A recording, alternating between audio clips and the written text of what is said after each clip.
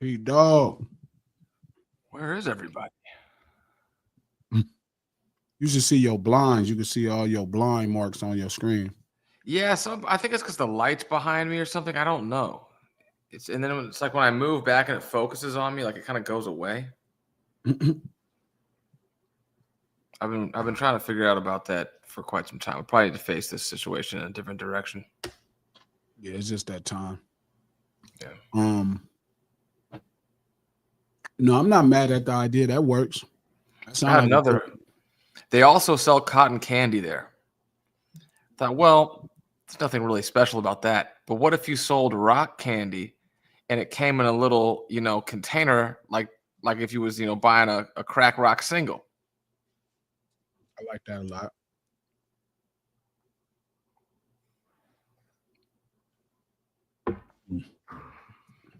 Um, I just the way I see it is like if we asking people to spend their money, Mhm. you know what I'm saying, on hip hop. I mean, like in the 80s, it was different. Like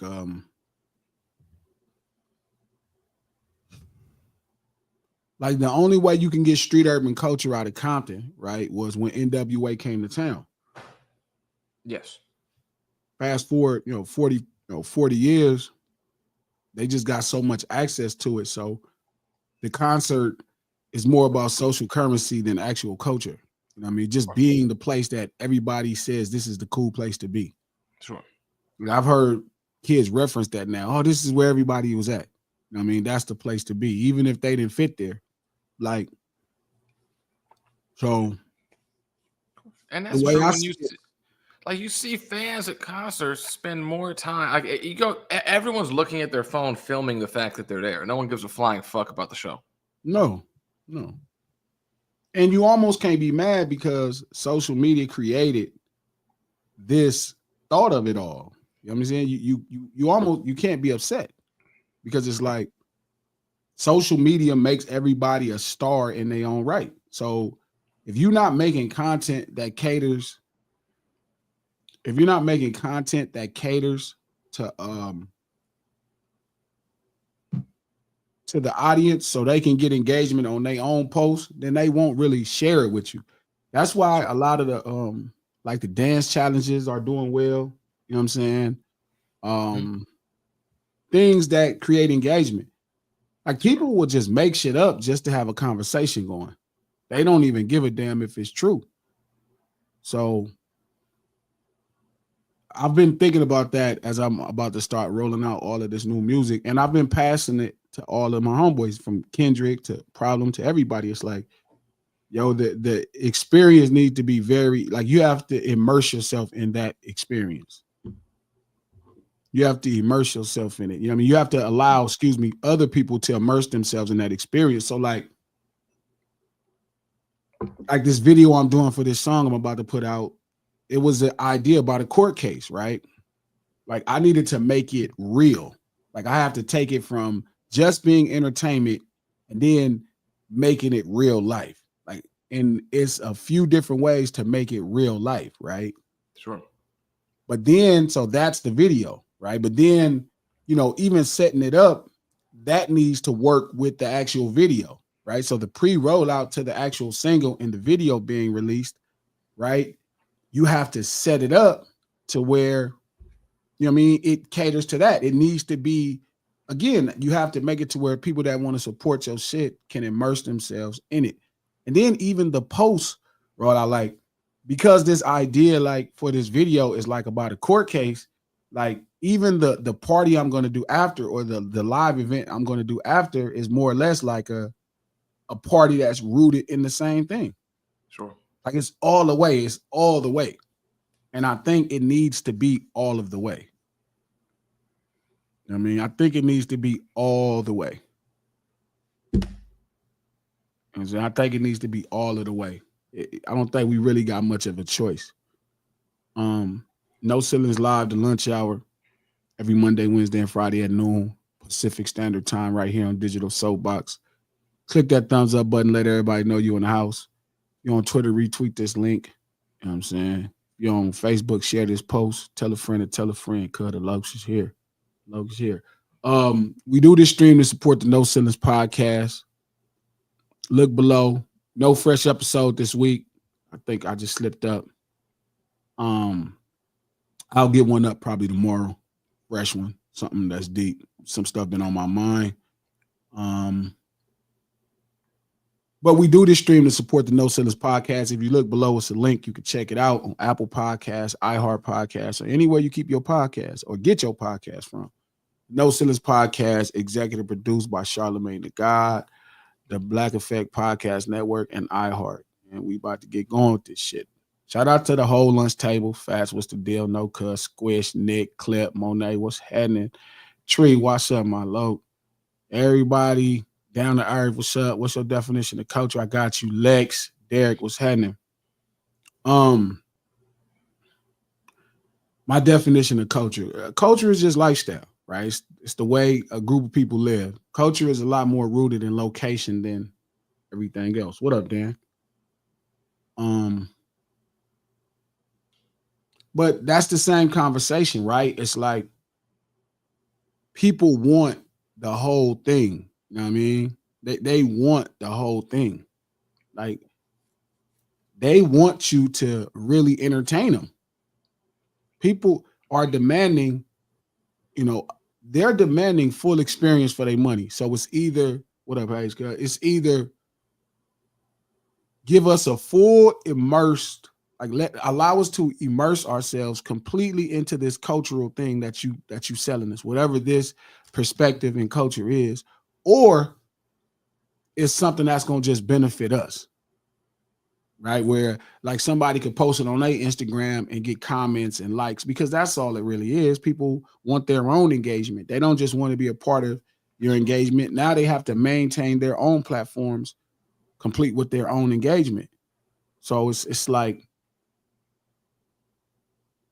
you have to see it all the way through. Yeah, you have to. For the latter, and people like to, I think, be part of either the first or the few. That's why, I mean, like, there's a limited number of seats at a concert. That's why I think people post that they're there. If it was the grocery store, it wouldn't be quite such an event, And people like being the first into a thing, always. Well, so as an artist, I can't really speak for other artists, you feel me? But as an artist, right, it's like a big thing to me is making sure people that support me look good or look relevant.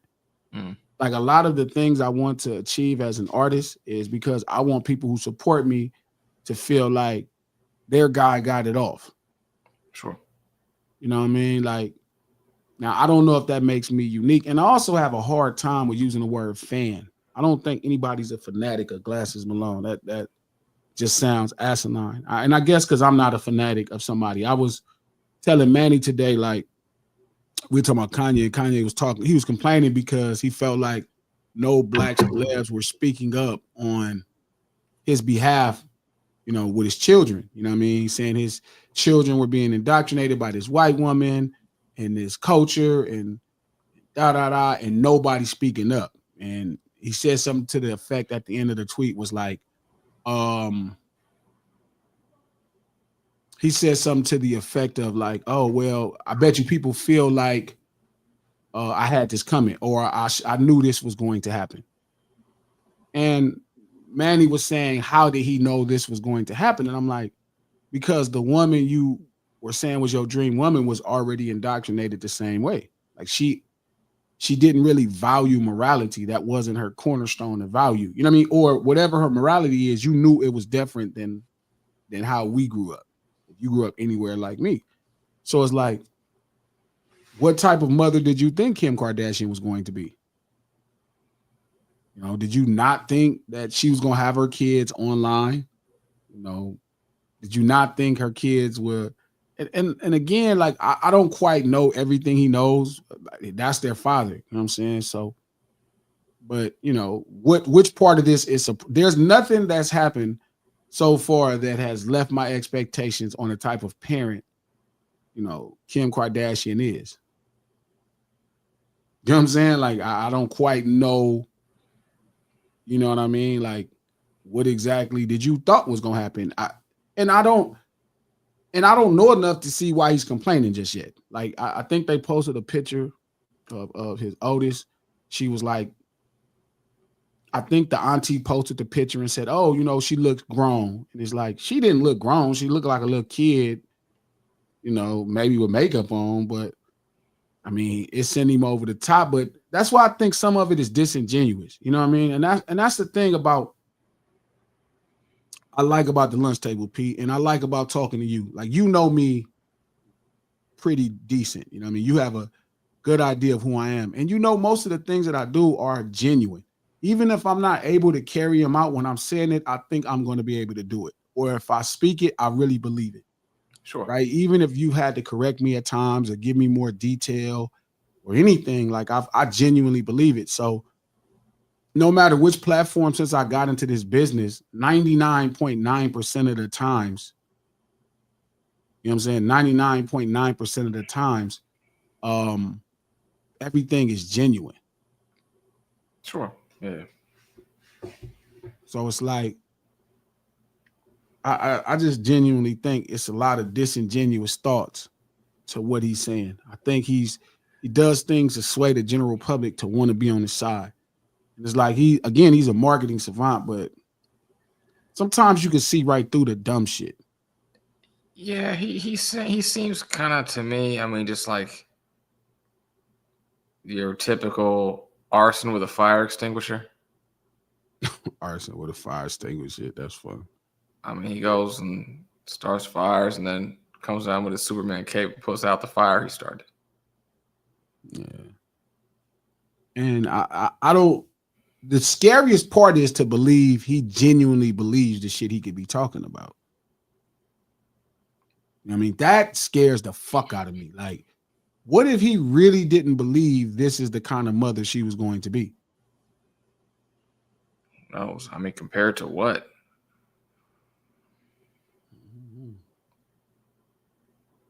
I don't know. I genuinely just don't know what to say. I don't know. But I don't know, man. I just don't quite know what he feels. Like I don't know. And I guess that's what I didn't really care about the earliest albums, is like I felt like they were just generic and straight through. I think they were scientifically executed to matter to people, but you know what I mean? Like, I don't know. It's weird. I think he's kind of, back then he was more, I feel like, preoccupied with the musical part and then just kind of rapping so that he could be the guy with his name on the thing. You know what I mean? I don't think he was necessarily preoccupied that much with, as he is now. I think he transitioned out of being like, I'm going to showcase my ability to create music, and then I'm going to showcase my genius world perspective and its manifestations in various ways and outputs, because it's not even, I don't think it's about music much anymore, so much as it's just this avant-garde, outside the box thinking, showcase he's perpetually involved in. And I guess that's the point, like flushing an idea out genuinely, and so when I'm doing it, I almost have to be able to get into the character, right? I almost have to be able to get into the character, right? Like I'm stuck having to get into the character. So like being, on the dawn of probably like some of my greatest stuff in hip hop, it's like, damn, like I had to not only, I used to always say ADHD, shout out to Lex from that community, homie. But I used to always say like hip hop is we. And I realized that in 2015 for sure, even before I completely understood what hip hop was at a basic level. I always knew it was we. But even now, more in 2025, I understand the responsibilities more than ever of we. I did the community Monday with Pun and AD, and I was just telling them, like, just talking to him and reinforcing to him, like reinforcing to them, like, man, this is y'all role. Same thing with I was telling T Rail, I'm like, I was speaking to both of them. I'm like, this is your role. You know what I'm saying? This is your role. This is your role. You know what I mean? This is your role. Like, you have to. So I think that's why artists like Tupac are so great. Artists like Snoop, they represent a great movement. You know what I mean? And they understand we. Like Ice Cube to me was supreme at understanding we. Sure. You know what I mean? Years, you know what I mean? He always understood we. So like taking this and then making it we, but then really embodying we in every aspect culturally. You know what I'm saying? Like that we. And you know, when I say culturally, I'm speaking specifically on street urban culture from Los Angeles. Sure. You know what I mean? But then they do have connecting points, right? They do have connecting points, you know, ghetto to ghetto. It's certain things that's going to be the same in the ghetto of Queens, in the ghetto of Memphis. It's going to be certain things. Sure. So and shout out to I Am Miss Tia. From a man's perspective, how would you feel? How would I feel about what? Know you're a man. How would you feel if you couldn't see or have a say in your kid's life? That would just never happen to me. Like, that's the point of being an outlaw. Tia, like, that just wouldn't happen to me. You know what I'm saying? Like, I'd be in prison. That'd be the only way I would be away from my kids, or in the morgue. You know what I'm saying? It's just not, the law's not going to tell me how I'm going to do my thing. That's just not going to happen. So it just depends on, you know, what kind of person you are. So, again, I'm not here to judge. I don't know how he parents, you know what I mean? And I don't know how she, you know, mothers. Like, I don't know how she parents. You know what I'm saying? I don't know. Like, shit. Again, he's bringing a private conversation publicly, you know, for, you know, marketing, branding himself, right? It's like, I don't quite know what's going on behind the scenes. You know what I'm saying? I have no idea, but I'll tell you this much. I looked at that picture and I didn't think much of it. You know what I mean? I didn't think much of it. Well, Miss Tia, it's not fair to say help, because my help was, do not marry this whore ass woman. Don't marry this woman who is morally low. You know what I mean? That's the help. Once you do it, you got to help yourself. Listen, Miss Tia, like, my mom, when I was in high school, I started to sell drugs, right? That was the thing. I sold drugs. My mom tried to hit me with her car. She busted my mouth wide open. She did everything in her power to make sure that I didn't sell drugs. My dad, I hid it from my dad. Every time, I probably went to jail for selling PCP, probably somewhere 6 to 8 times. You know what I'm saying? 6 to 8 times, right? I've never called my mother or father from jail. Never. Not one time. Because I knew they did not want me selling drugs. I knew they did not want me selling drugs. You can't cry wolf when everybody told you, do not get with this woman. Every last person said, do not get with this woman. Even the reasons he wanted the woman were probably not great reasons to want a woman. Even comparing the woman of his dreams, he said, to this white woman who was like morally all over the place and had a bunch of, you know, rumors and gossip out on her, said that the things that was motivating him were just weird. Like, why would you select a woman based off of those things? Did you see her sex tape? And, you know, with Ray J was like, this is the right woman. You feel me? Did you, like, what about Kim Kardashian pre you getting with her made Cuz think to himself, this is who I want to marry and have children with? I think that in and of itself is like the Kanye experience in a microcosm. It's extremely narcissistic, and he doesn't understand clearly the separation between the idea of an image and the practical implementation of the idea behind it in real life. I would love to think, what was the things going to his mind that made him look at her and said, man, this is the woman of my dreams. I don't think he thought about it like that. I think he thought this woman solidifies the image of my dreams for himself. Yeah, but I don't even think that. It's like, it's one thing that, and you know what? This is an issue I do have with the world. It's crazy. I was in a sauna yesterday listening to Rocket Man and just realized Rocket Man is about drugs.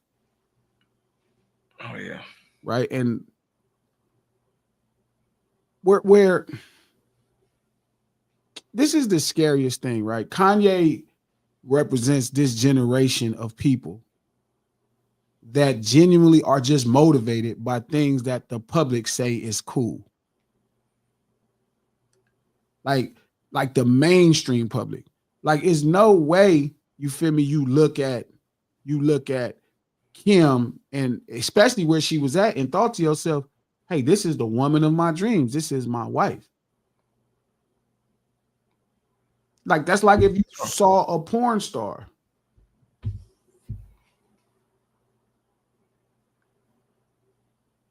I don't know. Shout out to Joe. Ye was blinded by the money and fame. His father was a Black Panther, so there's no way he kept his morals and values from his parents.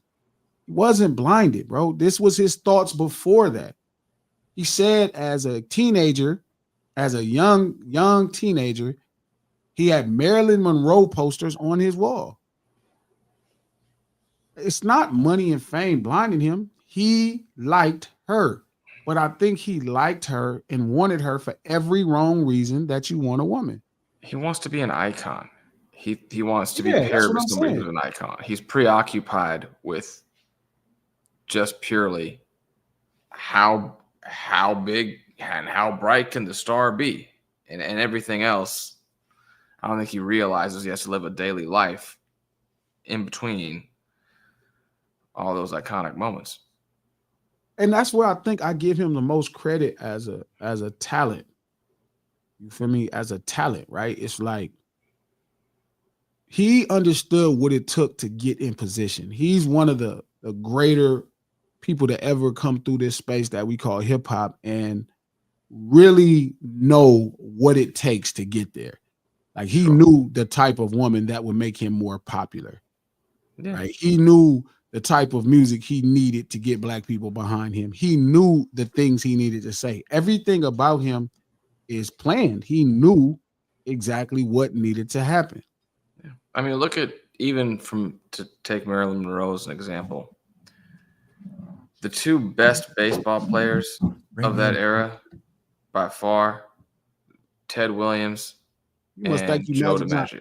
This nigga King knew we've been walking this whole time. He wait to the halftime show, then just talking about bring him in. Niggas is something else. That's what I be saying, though. Hey, good lead in, huh? That's not a good lead in. You just an asshole. Not a What's happening? I liked that strategic crescendo that you applied to the room. Fucking asshole. I'm sorry I'm late, you guys. You know. He ain't sorry late. He was in here the whole time. Fucking dick. Yeah, business, but instead he was like, I ain't gonna miss it. I'm gonna just pop in when I want to pop in. Fucking niggas, man. Looking sharp though. Looking they sharp. They pay me as a bad pitcher, don't they? Man, it's terrible. That's what you call it, a bad pitcher. But think 50, 60 years later, how much more iconic is Joe DiMaggio than Ted Williams for baseball players that are virtually eye to eye? And the difference was one of them was tied up with Marilyn Monroe. Debauchery. Yeah. No, I think these are the conversations about, you know, where kind of culture keeps you grounded. You know what I'm saying? I think these are the things that keep you grounded. The street urban culture keeps you grounded because there's no way possible you was thinking about that when you decided to, when Cuz decided to turn that woman into a housewife. That is nothing about being Black, nothing about street urban culture, nothing about that, you feel me, has anything. I think he understood what it takes, like you said, to be a pop icon. And he knew that the pop icons that he really looked up to, this is the way they did their things. Yeah. And he kind of And saw the magnitudinal spike and transition of, pre and post Beyonce, Jay-Z, and he probably got a little overzealous. I'm going to find the next most famous chick, and she's going to be even more, I won't say controversial in this, but like more, conversationally. shout out to D and the Shy, man. What's love, champ? Dog, what up? Yato, what's the deal? I don't know. Again, like I said, I believe in hip hop in another way than most people. Even some of the greater, more successful talents that have came through. I think I believe in it in a different way. I think I genuinely believe in street urban culture in a much more unique way. And I think some people, it's funny because we talk shit about Post Malone. We talk shit about that. And not just say, baby, that do you wrong. You sang that song of Falsetto Cuz. We talk shit about people who use hip hop to move themselves into these gigantic pop spaces. Mm. You know what I'm saying? But I don't know. You said use hip hop like a stepping stone? Yeah. I think that's very clearly what we're dealing with in this case.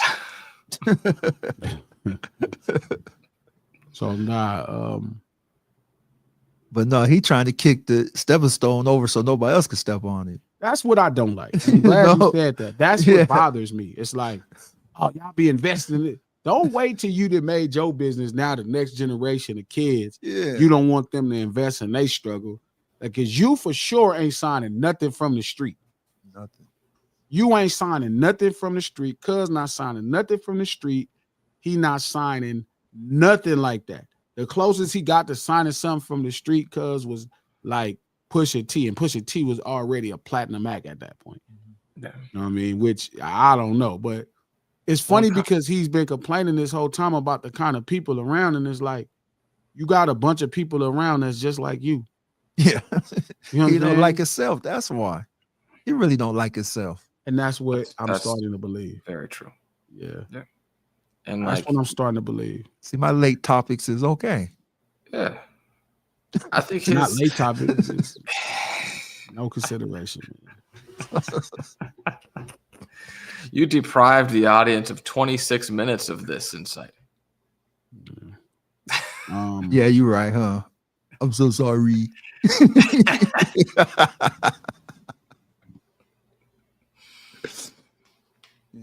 Anyway, but I don't know. He was talking so much shit about people, but I mean, this conversation wasn't really about Ye. It just went there based off of that. But the point I was saying initially before we made this right turn down this dark alley is that's what I do think works for him as a brand. He goes all the way through. That motherfucker does not stop. I think it only works for us because as a black hip hop culture, we just say we don't give a fuck no more. Whatever he do, he do. We don't go up against him. We just be like, whatever, dude. I mean, that's why it works. But that's how, outside of maybe somebody punching him in the face and him having to squabble his friends, that's really the only thing it should. We shouldn't be trying to silence him. Mm-hmm. We shouldn't try to silence an artist. Well, that's why I said that's why it works for him. You know, I don't know if that's why. I don't think this is. I don't know. I think if we try to silence him, it'll just be an explosion or implosion with him. But since we don't, he just free, just like a firecracker. He just blast anywhere he wants. Well, I think he should be able to. Mm-hmm. That's why I said it works for him. I don't know, man. I think and he there can be die. recoil from that. If you came from the culture and tried to do what he do, it wouldn't work. Because the culture would step up and really have some words because you come from the culture. You come from the street urban culture. Since he doesn't, that's the difference. So that's why it works Chicago for him. Would be tripping about him. That's why it works for him. It's funny, no cut. I swear to God, no cut. Like, shout out to the homie, no cut. That nigga said, I'm crying. He said, G, to your point, Ye might be the most me first man in hip hop history. Exactly. Yeah, that's true. That's true. Shout out to Dog Walk. Why does he need violence on him? No, y'all got to stop thinking a fight is violent. That scares me sometimes about this new age of thought. Like, fight don't always mean violence. Somebody need to kick your ass. Sometimes you need to be disciplined. Sometimes you need to know there's consequences that could come with offending people. What happened with It's tough not love? violence. Yeah, Like, it's tough like love. I get it is violence in this really layman dictionary, but culturally speaking, everything is not just violence. Violence is going too far. That shit is like a discipline. That's my issue with like we're in a generation where we are on the other side of established case law, you know? So like my dad's generation talks about, I used to, go and get in fights and yeah, you could get in a scuffle. Joe, that's not 50 true. years ago. Now you can't. Fight does not lead to lead or dairy. Where do y'all come from? No, it don't. Either y'all haven't been in the fights or y'all talking about places y'all not familiar with. Every fight does not lead in the lead. The community ain't into that disposition.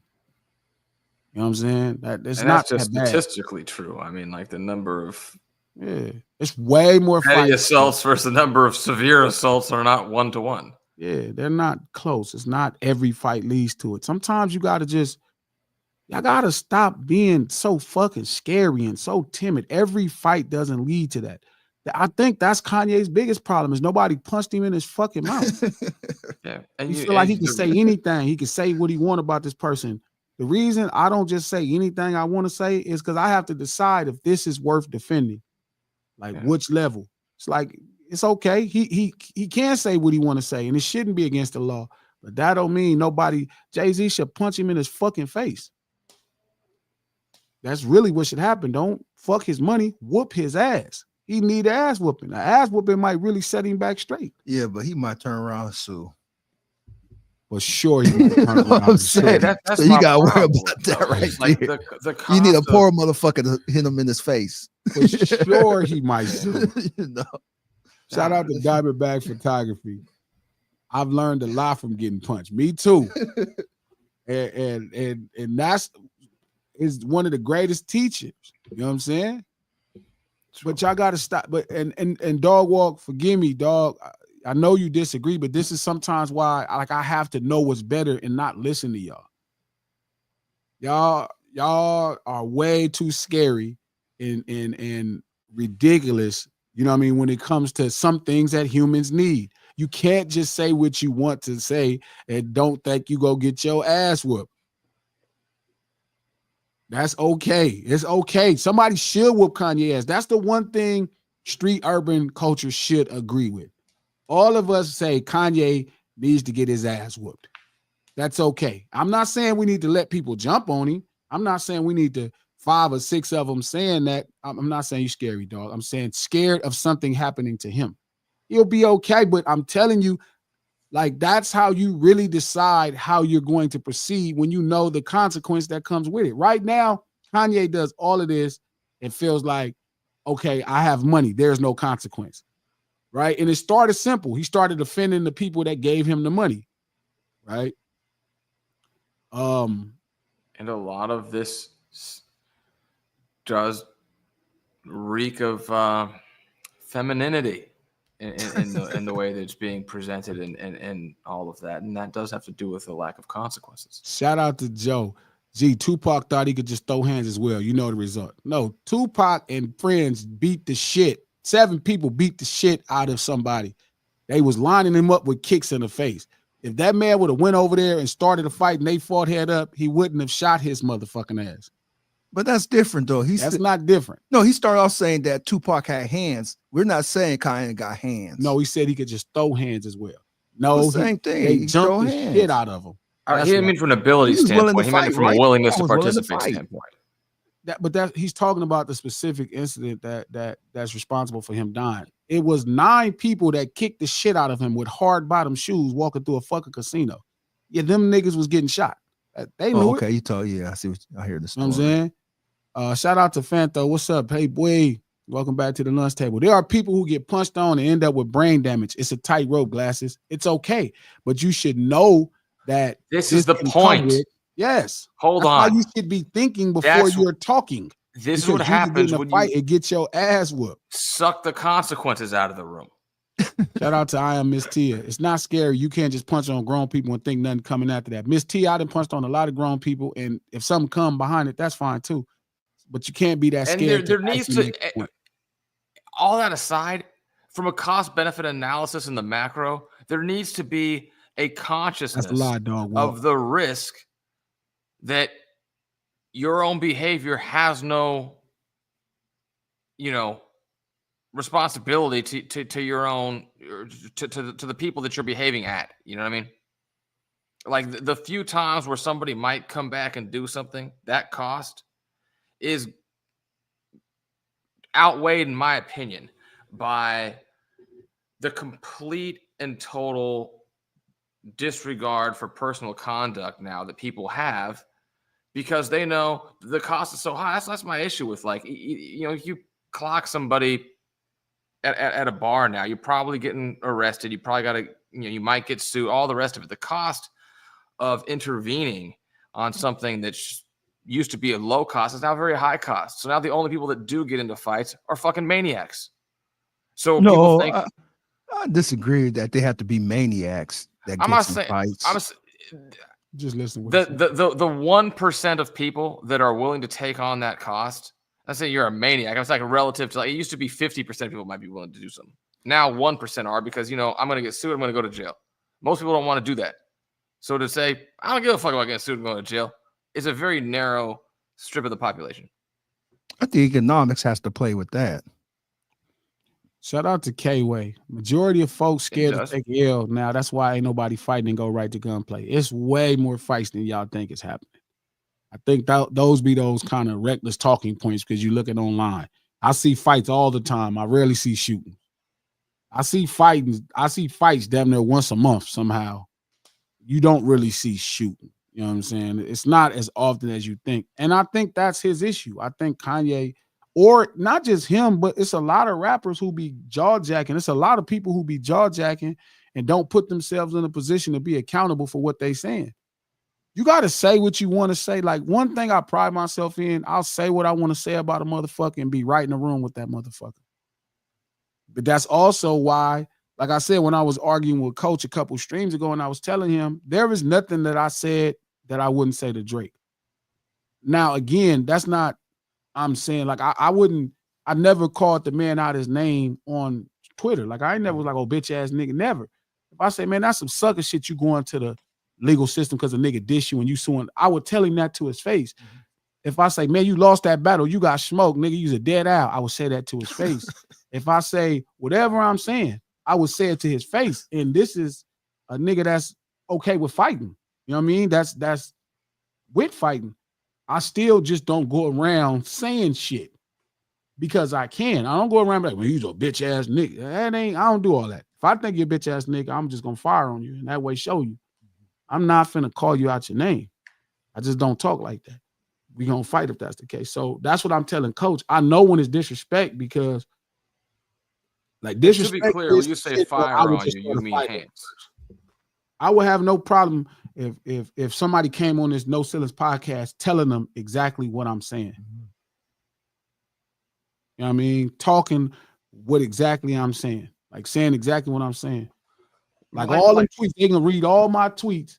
Like, anything I ever said about a rapper, Drake, or anybody else, I said to them right there. Mm-hmm. I don't think it would be a fight. Now, that's not to say that person couldn't get upset and say, talking about in person? Hell yeah. No, I don't think it'd be a fight. It's not, but I don't want it to not say it's not a fight because he's some kind of that nigga's a man. So I'm saying I wouldn't feel like I offended him. Like, if he'd be like, man, I didn't get smoked, like, that's a difference of opinion. If he say, man, G, you putting up dead owls, man, I'm teasing your fans, y'all lost a battle. He know what I'm doing. Cuz know what's up with me.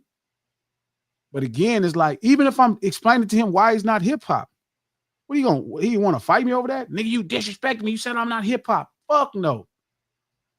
You don't give two fucks about that shit. I don't think you'll fight anybody over anything. I think it have to turn into something else of disrespect, not over. Yeah, I'm sure he will fight a motherfucker over disrespecting. He a man, cuz got a penis. Yeah, so I'm sure he'll fight a man over disrespecting him.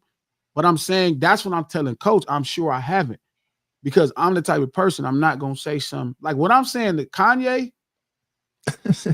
Even Kanye, it's a little bit more heightened specifically, but I still wouldn't. I don't think there's nothing I said to cuz, period. You feel me? That I wouldn't say to him. I would cuss him out. I actually want to fight. I actually would want to fight him, because you know why? How somebody you support so much and they just hurting your feelings. You like, motherfucker. You out here talking shit about black people. Coach, if you're listening, he about to fall off the fence, Coach. He ready to fight. No, for sure. No, I want to fight Kanye. Yeah.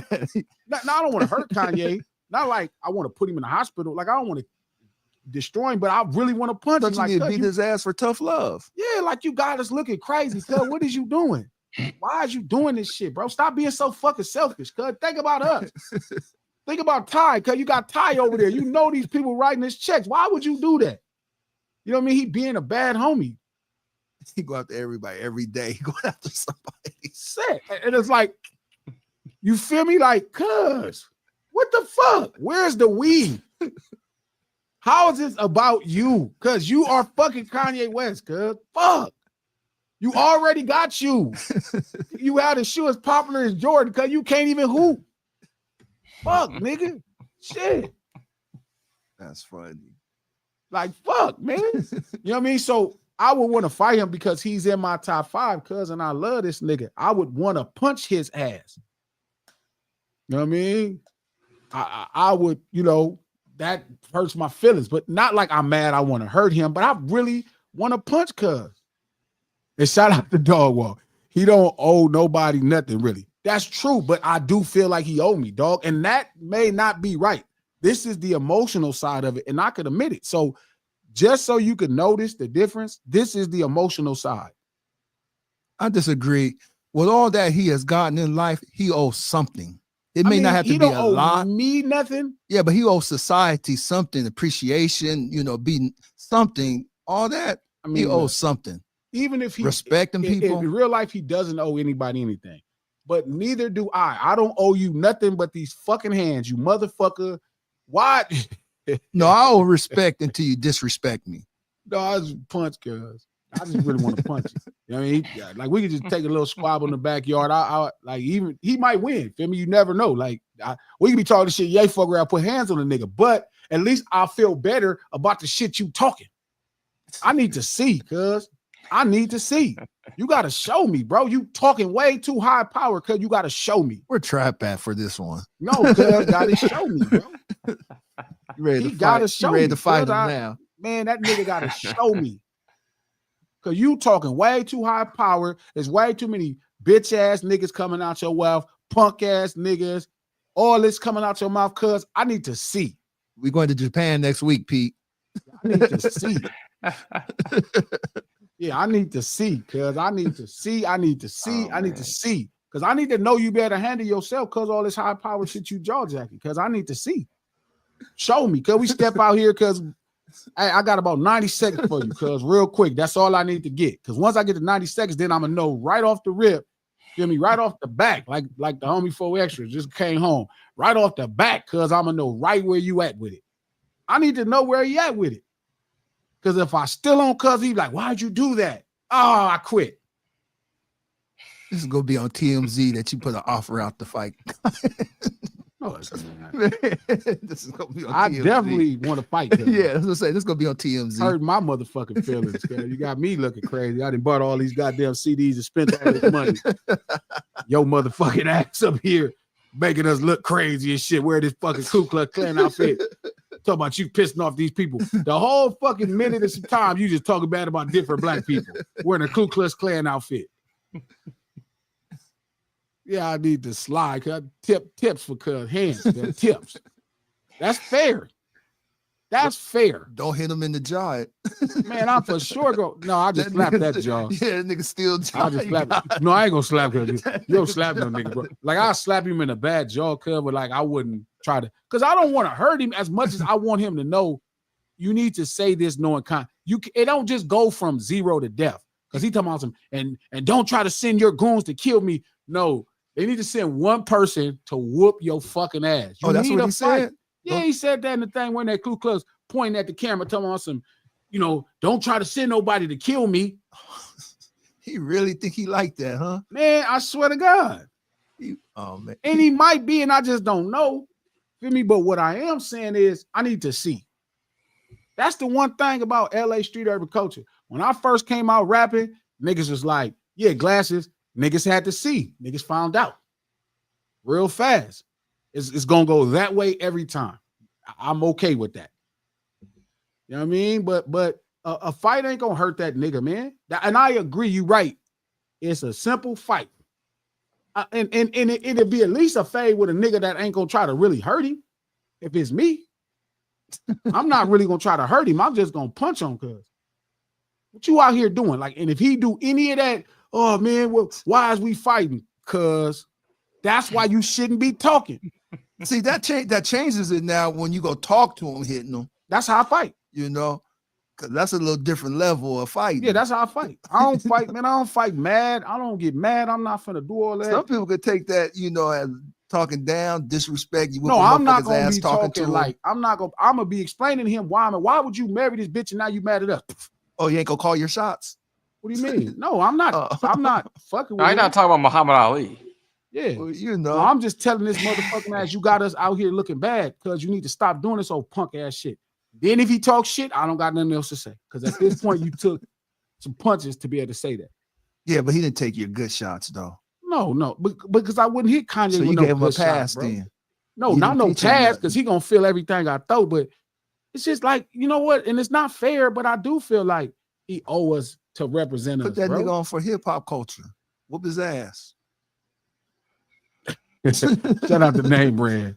That's how we got whoop is a syllable. Oh God. I told your ass not to do this shit, motherfucker. Facts, you know what I'm saying? And I think that's all you need. You know what I'm saying? Like, not to hurt him. Nobody should. I don't want nobody to hurt Kanye, bro. Like, and I know a lot of people get mad at me, bro. I don't even want him to be in a hospital. You feel me? I agree. I don't know. Dan said I'm projecting my personal feelings. I think I feel like this for all of hip hop, Dan. I think me and hip hop are in agreement that this is how we feel. Shout out to Noka. He said he needs someone big mama to stand that high for sure. You know what I mean? But nah, I was saying this to say that I think culturally we have to take the whole like that's the whole thing. I think people want a full experience. Mm-hmm. And I think, the people that the public endears themselves to are people at this point that are looking to give them a full experience.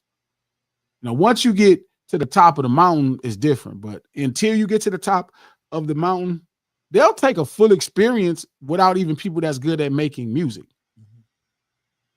Mm-hmm. Long as it's the experience, people supporting it. Long as they believe you about the shit you say you about, they gonna support you. They don't even, like I was telling Coach that day, he was telling me, like, motherfuckers don't know what's good music.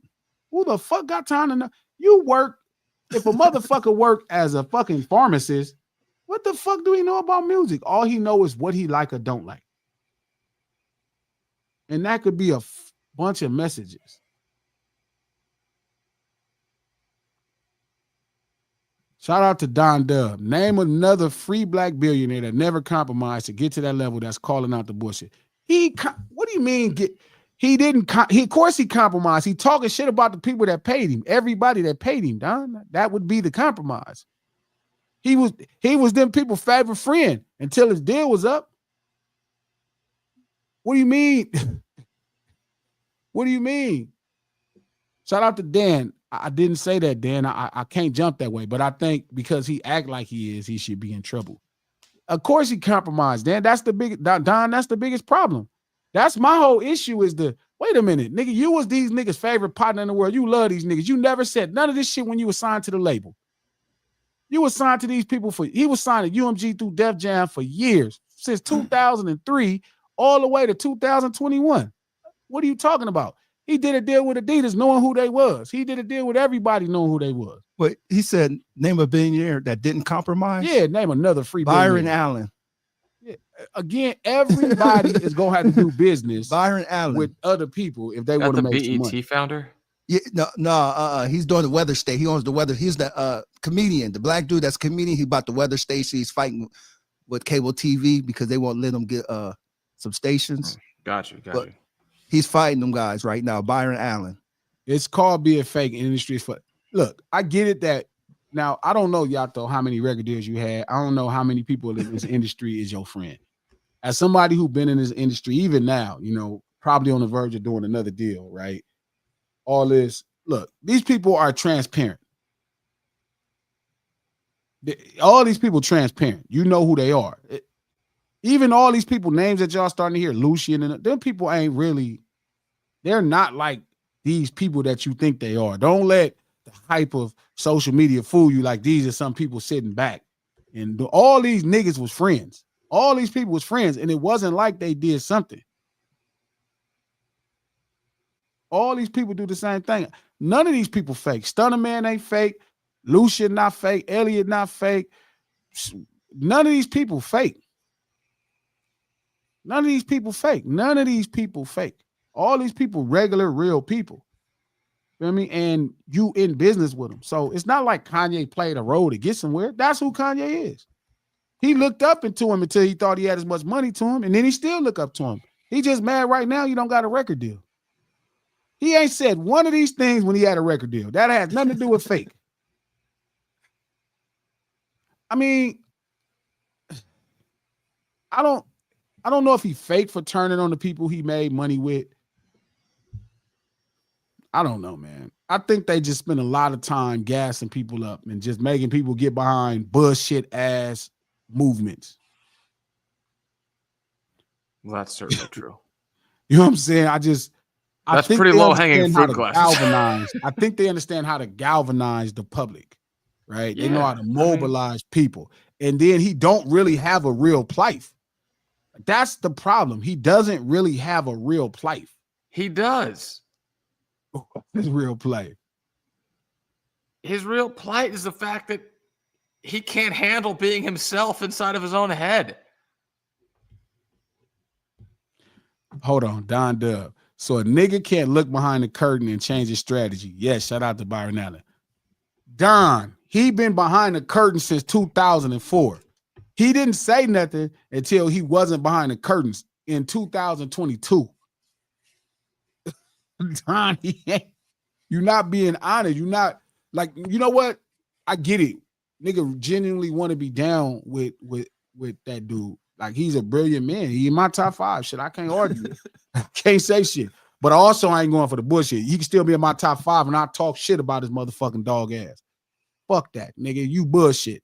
Hell no, he didn't look behind the curtains and change. He didn't change no strategy. He just mad. This is the best thing. See, he didn't have to do all this shit when he was signed to the money, when he was signed to the machine. The machine got enough money to put you everywhere at once, let alone a nigga like him doing some dope ass shit. They could put you everywhere at once. And then you could expose some dope ass shit. You know what I'm saying? But at the end of the day, he understands this is the only way to get the same type of press.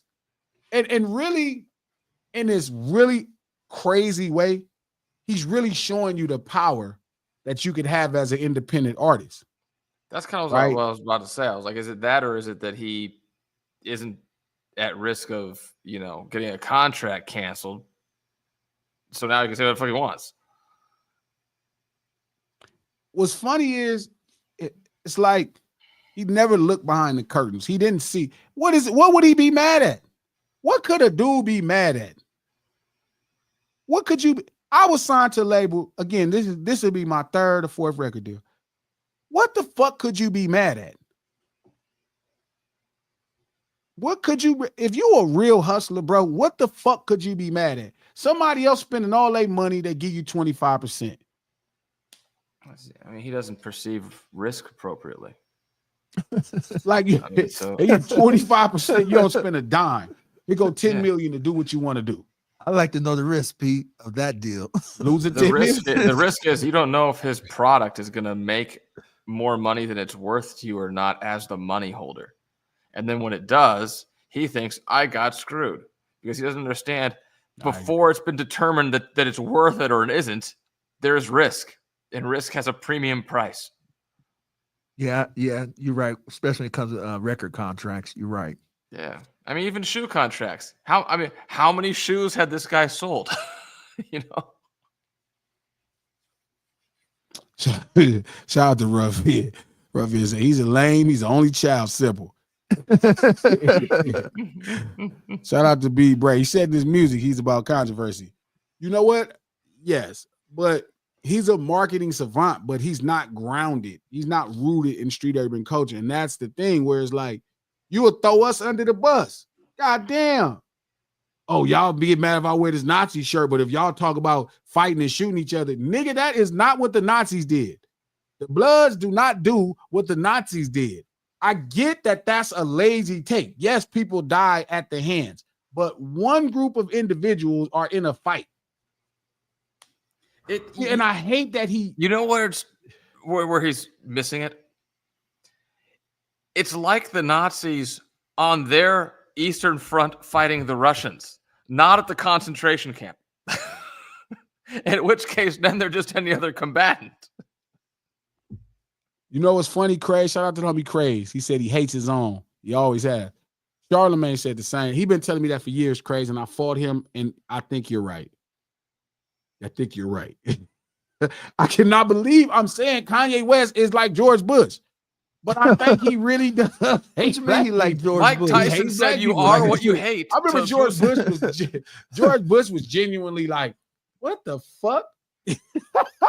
George Bush looked hurt too. The first one or the second one? The second one. He looked genuinely hurt when he was like, I remember seeing his face and I was like, oh, that's real.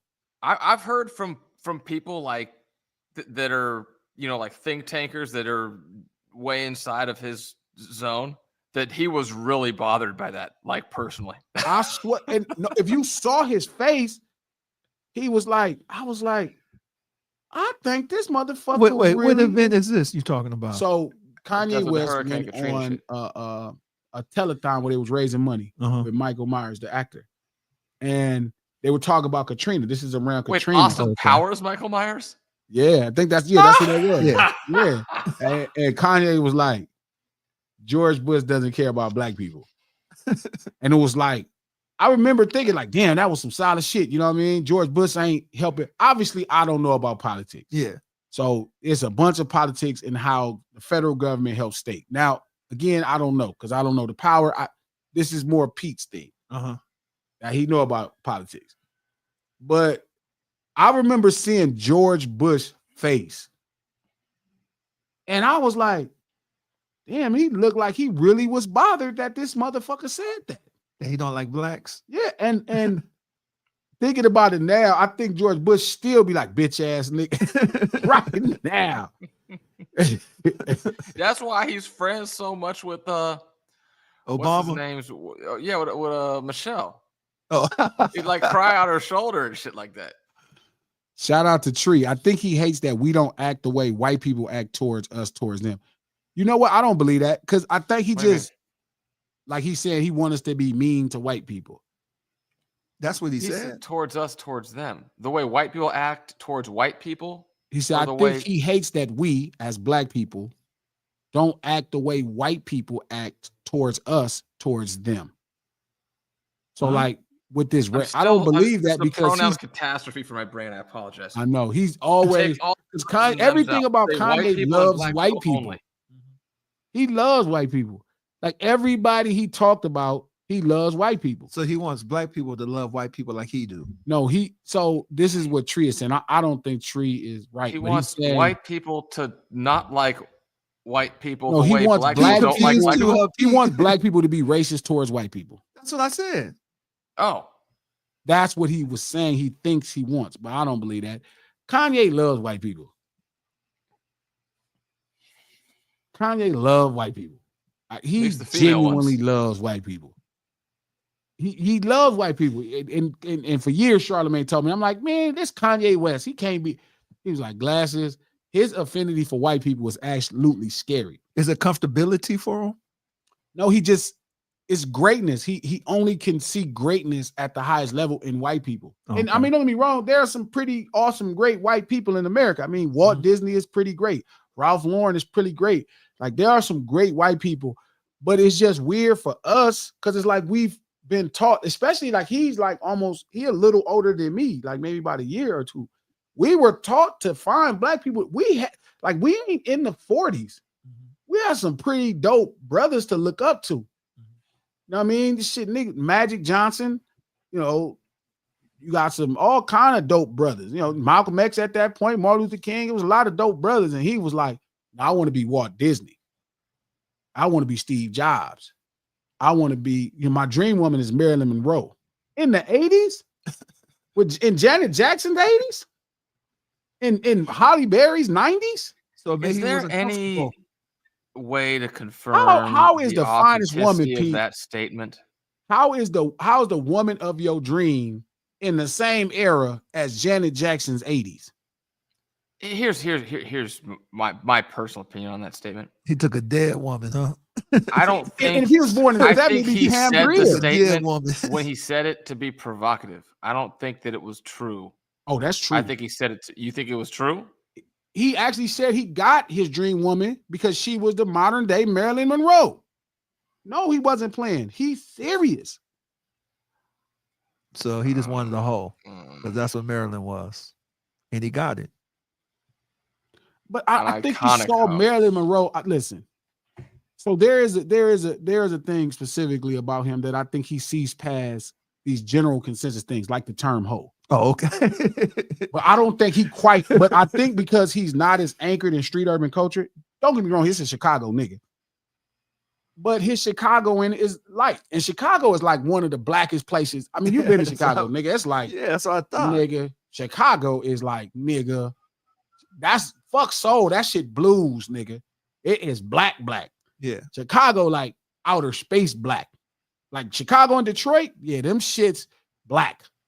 So, but also I think his mother being a professor, you know what I mean? Raising him in different environments, trying to keep his mind free so she could cultivate something special. I lived on campus with his mom teaching. He lived in a suburb part. They moved, you know, she probably stayed on him with good programs and you know what I mean? Like she was on her shit. And I think somewhere along the line, he just started to see things in this very general sense. You know what? Like more like Malcolm, more like Martin Luther King, I had a dream. You know what I mean? More like you know what I mean? And he had a dream. Like, and I think that's the creed of his life is like, I had a dream. You feel me? So it's like, I get it, but Malcolm X died when I've been to the mountaintop. It makes sense now since you said You know what I'm saying? And I think that's what it is. I think he's always had this thing where like white people, like it's one thing to be raised, and forgive me, Pete, for lack of a better term. Forgive me for a better term of saying white people. Like I hate that word because it's not about every person. It means the shit weighing down on our head. It's like he saw Walt Disney is fucking great. Steve Jobs is fucking great. You know what I mean? These are some great men in American history. Can I say a little impolite that I was projecting out of what I think might be in his head? Sure. There's just because of size and scope of markets in a lot of capacities, I think he perceives there to be an asterisks, like, because I remember watching something one time back in the day where it said Michael Jackson was bigger than black, right? Yeah, it's OJ. That's all these same people. Yeah. Well, OJ wasn't big like Michael. I don't know. Jackson, Jordan. My dad and them said OJ was bigger, big as Michael Jackson, big as Jordan on them. In America. Movies, my dad and them, all the people that's he like was socially transcendent. I'll say that. All the people that King age, all the people like my dad. Yeah. I think we too young. OJ was like a really big deal. Him and Jim Brown. Like way different than we see it. Because I think we got the version of OJ we got is a little bit corny.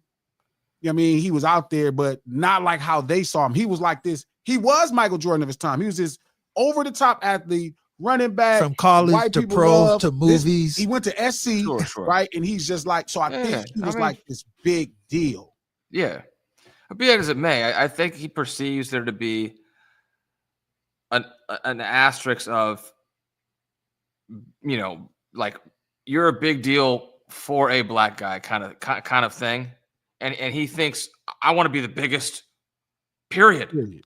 You know, so and I think that for that reason he goes, well, I don't know if this is from a net worth. Who are the 5 richest people in the world? Those 5 guys. I want to be richer than them, or whatever the fuck it might be. You know, I think it's preoccupied with that.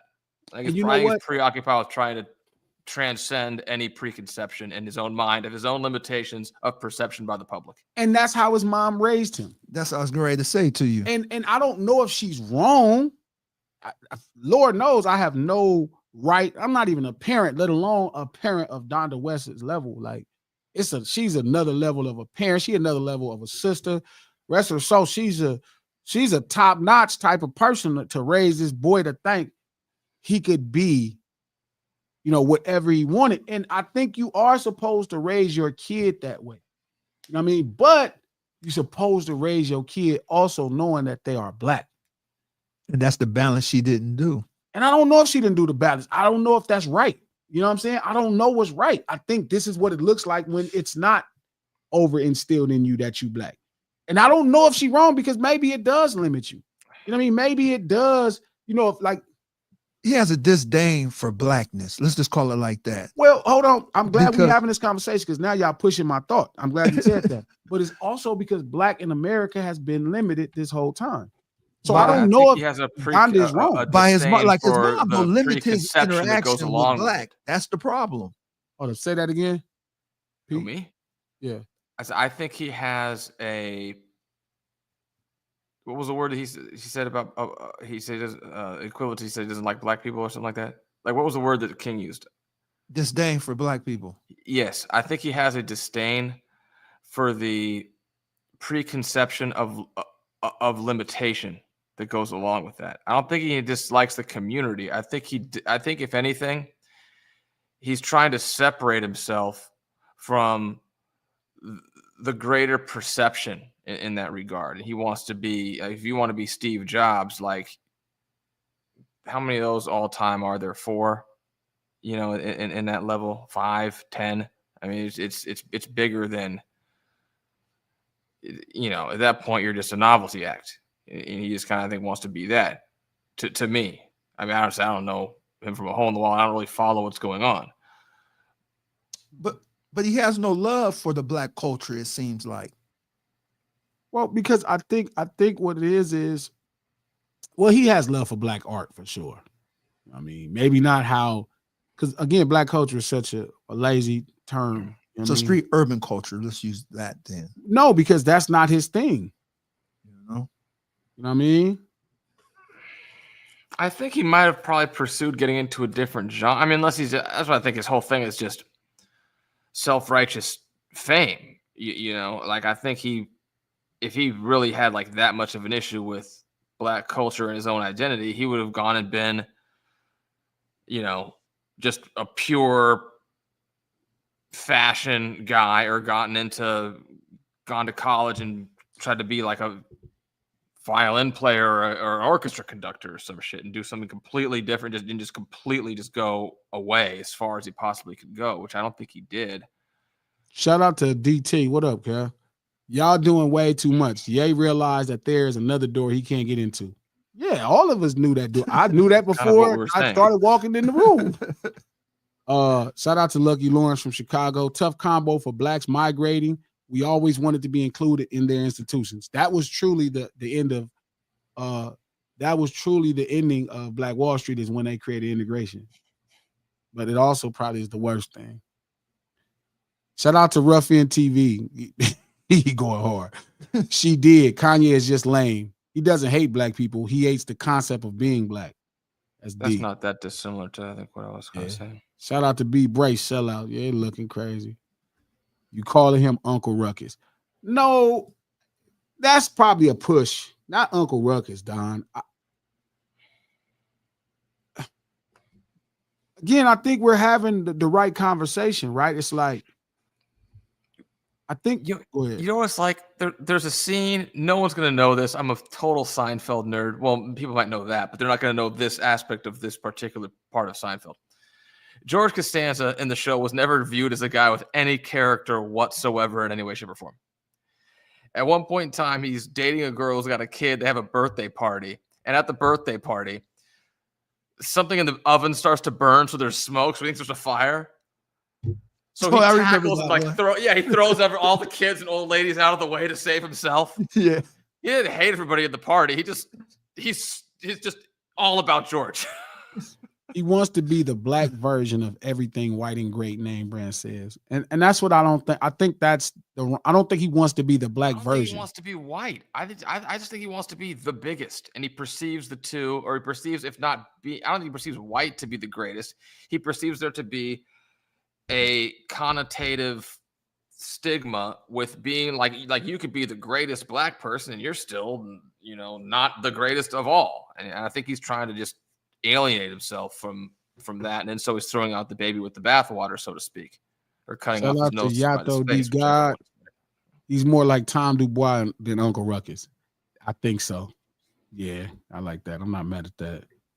Shout out to Kiki. Welcome to the lunch table. Welcome back. I don't know why Glasses can't accept Kanye is just a square and been square until he got some bread. I ain't mad.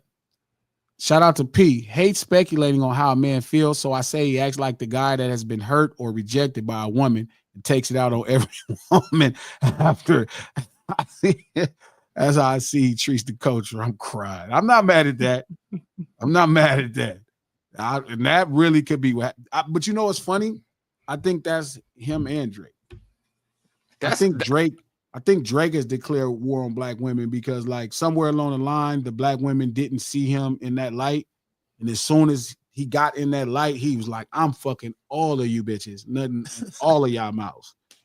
You know what I mean? I'm not finna marry none of y'all. I'm not finna give no babies to none of y'all, but it's punishment. And I think, you know what? I'm not mad Sugar at that. Free said that. Sugar Free said that about himself in his own words. Shout out to P.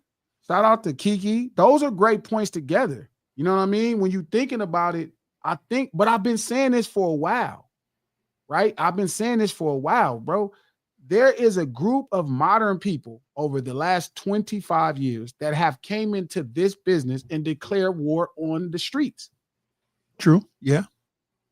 Like they are mad. It was like they could never sit at the cool table. And they like, now that I'm here, I'm finna get all these niggas out the table. Like it's people, right? It's people trying to get rid of certain people off the streets, like gang members. No, I agree with you. Right? It's happening. And it's like they declare war on the streets, and here we are. And that's what it seems like is happening. And it's like, even Kanye, he's like, I hate street niggas. And y'all street niggas, why are you generalizing that? Like, what do you mean y'all street niggas? Like, what is that? You know what I mean? And he'd be like, fuck y'all street niggas. What? Yeah, he want to get beat up. Why? What, niggas, the streets didn't do nothing to you. We didn't take nothing from you. What the fuck is going on? And I think that's the problem. And now you look every day and certain fans of certain artists, right? They like, yeah, y'all think y'all cool. Y'all think y'all cool? You know what I'm saying? Like, that shit really happening. Is it fair to say that this all ties up together and that he hates the fact that guys from the street have the potential to damage his image and his perception at large from people outside of the boundaries from the street was trying to damage Kanye. No, I don't mean they're trying to do it on purpose. Just their simple existence and the way that they do things threatens his great perception that he feels he is due from the rest of the world. It makes sense, Pete. I'm not mad at the thought. The credibility. I think you're talking about the credibility. of being Yeah, like he on goes, the all these streets versus guys his out here credibility. making themselves look stupid. It makes me look stupid because people see them and see me. So or, you know, like that whole thing. So I just hate them all together and everything they do, everything they stand for, because everything they do, everything they stand for reflects negatively on me by association. And in that whole, you know, thing. Oh, okay. I literally think that his entire concept of a good day or a bad day is how glorified versus not glorified was I today.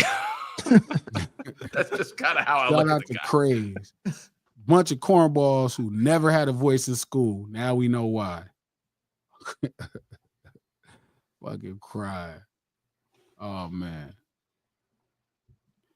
Shout out to P. He talks about it in his early music and the constant reminding he was the backpack, polo wearing, etc., etc. It's clearly a chip on his shoulder. That is true. He do be mad about that. And it's like, yeah. Yeah. Shit. You know what? I'm struggling because I just thought about it.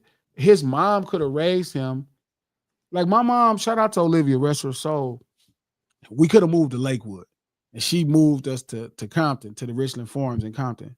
The farms are like an affluent black. It's as affluent as you can get in Compton. I see. I mean, it's still Compton, Yeah, right? You know, yeah, you it's still Compton. Still Compton, but it's as affluent as you can get in Compton. And I remember my mom telling me this at like 4 or 5 years old. And it's funny because at 45, I remember my mom told me 40 years ago. She was like, "Yeah, I could have moved y'all to Lakewood, but I wanted y'all to have a black experience." Right? That was something I remember her saying to me at 5 years old. Like, you know what I mean? And she understood that I needed to see myself as a black man. Mm-hmm. And I think some parents are raising their kids to not see themselves as black men. I agree. And not like, oh, I'm trying to sell out type of not seeing myself as a black man, but like, no, you could do anything.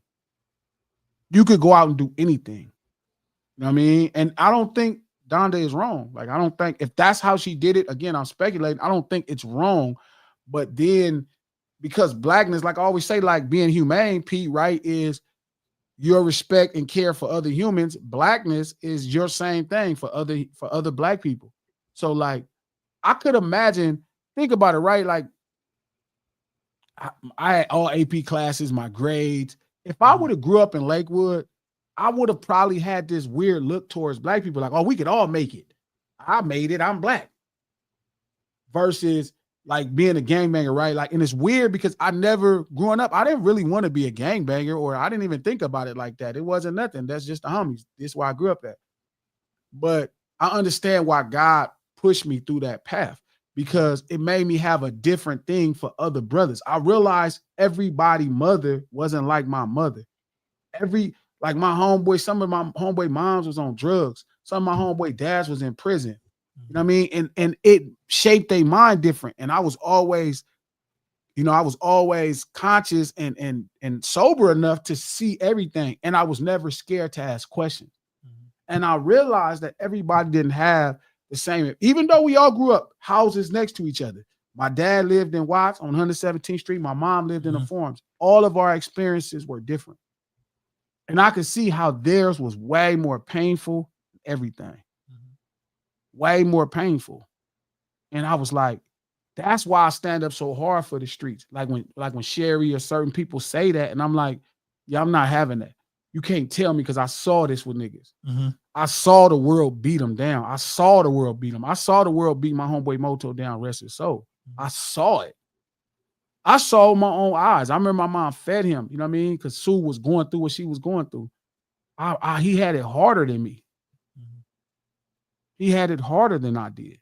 But don't you think he's old enough to not have his mom influence if it's going the wrong way? Like it's a negative, connotation? But I don't think it's negative. Mm-hmm. You know what I'm saying? I don't think it's negative what Kanye had going on. Even right now, I don't think it's negative. I think he doesn't quite understand how it's like you have the thing about hip hop. He's getting negative feedback though. Yeah, but he can also conflate that with people misunderstanding his messaging. by standing on what his mom raised him to be. Well, again, because he's pursuing his own greatness. Mm-hmm. Blackness is pursuing our greatness, and it ain't aspirational. It's not like, oh, I did it so that now every black person can see me doing it. My mom raised me like, no, you help niggas. Mm-hmm. You help people. So his mom didn't raise him. I don't know, because that's not my brother. Donda didn't raise me. But his actions, he's not helping niggas. Well, yes, he's helped a lot of niggas. He's helped some niggas for sure. But I'm saying he has to understand he represents us. I don't think it's negative or positive. It's offending me because I want him to represent other poor black people. Well, maybe that's not his representation. Maybe he represents I don't know who he represents. I think Kanye just represents Kanye, but I think hip hop consistently is the voice of poor people in those communities. So you have to represent it. Give a voice to it. And so when you're doing stuff that you know going to affect somebody's grandmother, when you putting on the Ku Klux Klan and you doing this, I think you kind of losing, the plot. But that may not also be his plot. That may not also be his dilemma. That ain't what he on. Now, I don't gotta like it, but I still don't think he should be ignored and we should kick him out. Or, again, I don't think that's the point. You know what I'm saying? Does that make sense? I think his mom wasn't wrong. Like, he understands Walt Disney is great. Walt Disney is a great person. I didn't even know who the fuck Walt Disney was. It's a fucking TV show and a fucking movie or a film company or a channel. I mean, he actually knew the motherfucker that inspired the channel. You know what I mean? Like, I've only looked up to great black people my whole life. I have never looked up to a great white man until I got grown. Swear to God, Pete. I never had one white person I looked up to until I got grown. Well, I'm happy to have broken that streak for you. True, Pete, because you was definitely one of those white people. But I'm saying, like, nigga, I'm a Showtime baby. The coolest white man was Pat Riley in my life. Eddie Murphy, feel me? Martin Luther King, Malcolm X, X-Clan, NWA, feel me? My dad, my mom. Come on, man. You make me feel old, man. Stop. Yeah, Stop. Wait, you didn't think that Kurt Rambis was the coolest guy in the NBA? Fuck yeah. Fucking Showtime Kurt Rambis. With that tape on his fucking bridge of his glasses. You feel me? That was the goofiest looking son of a bitch. You know what I mean? But he is Showtime. So you get what I'm saying? Like, I grew up looking up only two black people. The first white man I ever had respect for that wasn't around, like, because it was black people. Because, white people with black people, they go too. They apart. Who was it? Don't wait to hear. Who was it? The first white I want to hear this. When Larry Bird retired. It was Larry Bird? Yeah, because I was like. But only when he retired? Yeah, he retired. It was over. His back was bad. His back was bad. You feel me? I was like, man, that was a good thing. Like, you can start to size up competing. And you like, they was competing, and it's like, damn, I'm gonna miss this cracker. Of everything, Larry Bird was the first white man that I ever. You lived damn near Hollywood. All the rich, Larry Bird was it. No, yeah, because I saw a movie with some white people. Like, I remember seeing Robin Williams playing Popeye. Nigga's Popeye. Yeah, I watched Popeye. Robin Williams was. I grew up with Popeye. I didn't understand acting. Nigga, that was Popeye. So every white person, Kelly from Breaking. But it was Kelly from Breaking. They're not real people. Okay. They're not real people. Larry Bird is in the early 90s. Okay, I see what you're saying. I knew Larry Bird was a real man. He wasn't necessarily one that was around brothers. You know what I mean? That's not kind of how I saw him.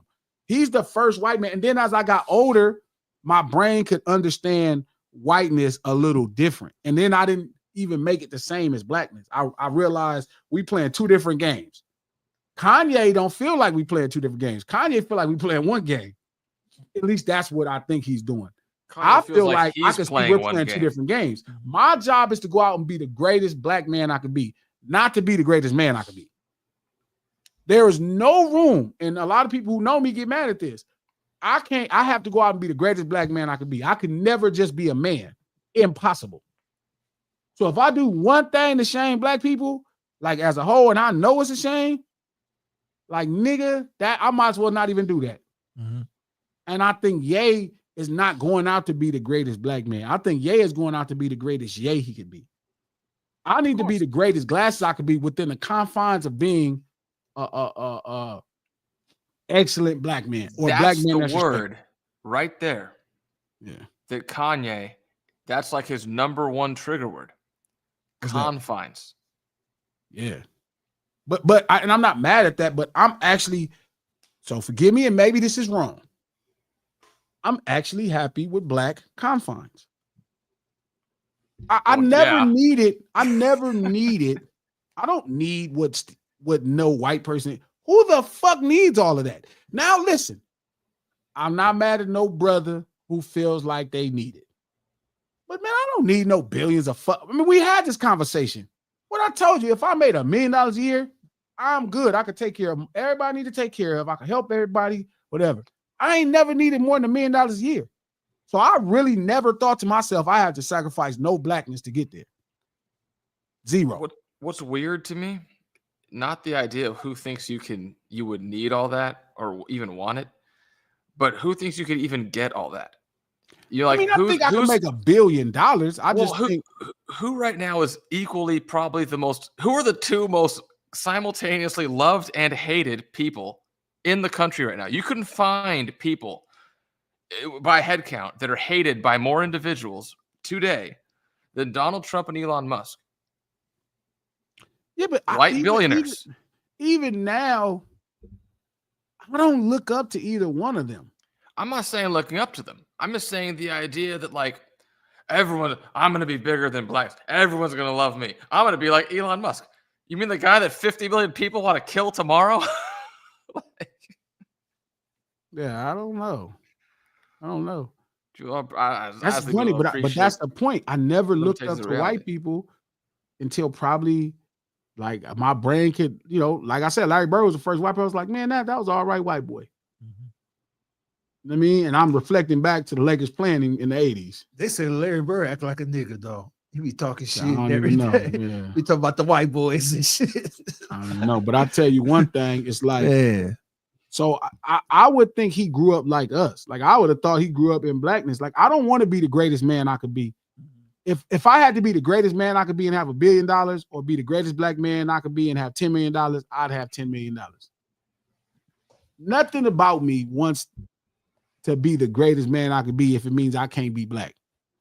If I got to sell out any ounce of blackness, you know what I mean? If I got to sell out any ounce of, if they tell me Glasses, man, I'm gonna make you have $100 million, but you can't say you was a Crip. Ain't gonna happen. Ain't gonna happen. I got to show people that came up the way I came up, we could get here. That's it. That was the biggest thing I think my mom wanted me to understand. If they said right now, they said, man, you got to say you never was a Crip, you got to disown Cripping. Never. No, sir. Every Crip need to know you not stuck when you grew up how we grow up. That's important to me. Every blood got to know. Every blood got to know, nigga, we could do it this way. We could be proud of where we come from. We could do whatever we got to do. We could do it the same way anybody else do it. We don't got to be ashamed. You know what I mean? We could do it just how we do it. That's what I be so proud of Snoop about, or any of them dudes. Like, that's what I love about hip hop. I love when I watch Law and Order. Like, and I told Ice-T this. I love when that screen pop up. It don't say Tracy Morrow. It say Ice-T. It's a street name. I love that. That's the streetest thing you can do. It's his Nick street name, Ice-T. When Snoop do something in the Olympics, like, hey, we have Snoop Dogg here. Snoop Dogg from Long Beach. And he was talking on the Olympics, and he was like, yeah, cuz. I was like, he's like, that remind me of the homie Dub C, cuz. I was like, yes. That's what this hip-hop shit is all about. I love when Jay-Z is able to tell people, you know what I mean? Oh, yeah, I used to sell drugs, and look where I got it. Because everybody who had these harsh experiences have to realize they could have a life outside of this. Because some of us, we grow up, that's the first and simplest way we see being successful. Right there. That's it. So it's crazy. Let me go through these super chats. Diamondback Photography. Thank you for the $5. What's the funny shit you seen while working in the music industry aside from Drake's L? I know that's probably number one. That is a good question. No, that wasn't even that. The funniest thing I saw in the music industry. Stunner Man telling me Erykah Badu was like a witch.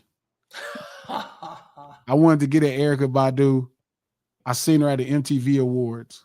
And I mean, I had never seen her before. Like, she was just the lady that sing all the little weirdo lady. Not weirdo, forgive me. It's a bad term. Now you say it now. She was like a neo soul person before neo soul was really a thing. She's like alternative to the biggest. Like, mainstream. She was just like this black, but when this motherfucker walked by, this motherfucker was the thickest thing in the world. Oh, she thick? Boy. She don't look thick on TV. I can see why niggas stopped showering fucking with her. I can see why. You feel me? This motherfucker is thick. This motherfucker put together. Like, this motherfucker, she put together for real. So I'm like, nigga, I'm about to go shoot my shot. He like, G, what you got going on? I said, I'm finna go get an Erykah Badu. Look at this motherfucker. Like, I'm finna go run, nigga. What? She can't turn, bitch. I'm a crib from Wise, bitch. You finna give me some money. Like, what's happening? Feel me? And he was like, nah, chill, man. So I was like, nah, I'm finna go get it. I'll be right back. He's like, nah, chill, man. I was like, why? He was like, man, she a witch. And I'm like, what you mean she a witch? He's like, no, nigga, like, she's really like a witch. I'm like, a witch like what? He like a witch, nigga. And I looked at him. He looked at me, and it was like serious. I was like, holy shit. You got to be from New Orleans to play the witch card. Huh? You have to be like from New Orleans to play. I don't know. I didn't get up and go do nothing. That was the fun. It's funny now, but that was the funniest. Yeah, like what happened? Like the funniest part was you believed it. The look in his face. Did he go hit? Did he go get her? What happened? No, nigga. The look in his face, it was like real concern. And I was like, oh, this nigga's serious. Feel me? I was like, you know what? I'll pass. And we know how we feel about witches in the hood. That's just serious. Don't go by that house. Shout out to Nick. Thank you for the $5. I'm gonna keep saying it. Kim K. Putty and a couple billion definitely change your perspective. Yeah, we'll see. Shout out to K-Way. Thank you for the $20, my boy. Ye literally said he's the closest thing to God living irony. Oh, okay. Ye literally said, is this K-Way a girl or a guy? Shout out to K-Way. Ye literally said he's the closest thing to God living. Irony is his fall from grace is close to the story of Satan. I agree. And he doesn't even realize it. I was just telling somebody that. I'm like, man, when he was talking, he was saying something to somebody.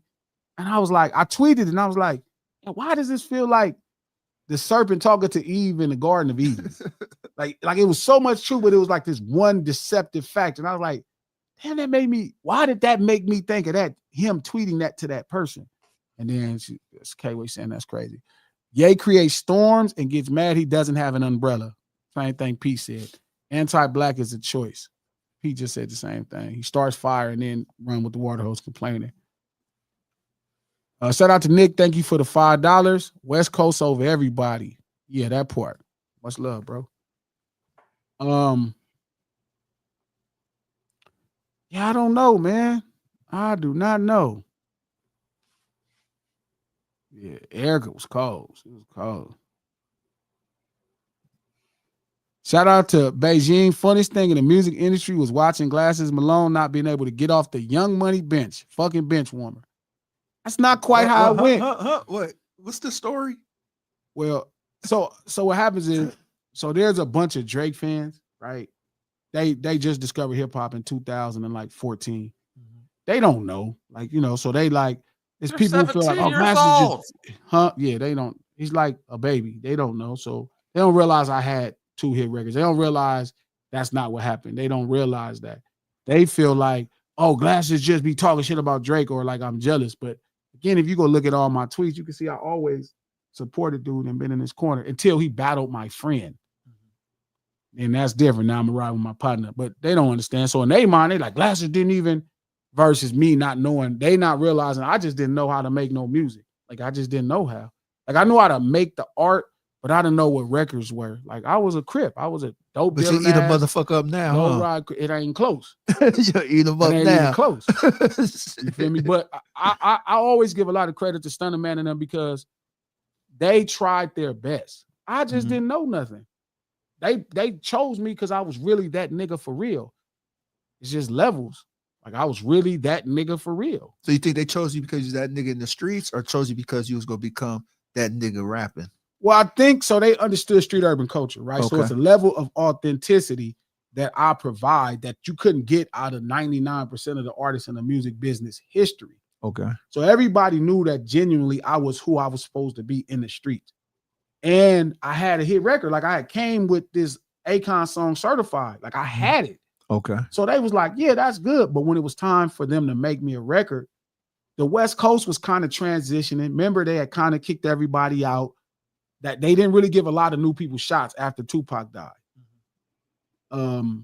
The producers wasn't really working with a new batch of artists. I don't think they thought they could get them deals like Battle Cat. Battle Cat took on the East Siders, but that's a Snoop group. Warren didn't produce anything for anybody else. Quick didn't produce anything for anybody else. You know, the people who were supposed to produce the next wave of artists, they kind of checked out. Why? Maybe they couldn't get them signed or whatnot. So when I came into business, remember I came in like really by myself. Like I was just like this street nigga. You know what I mean? Straight up. Like I was just this, that's it. So when I'm signed to Cash Money, we get a hit record. Like Toomp made it for me. Toomp who did What You Know About That for T.I. Toomp who did Good Life for Kanye West and Can't Tell Me Nothing. Toomp is like a monster.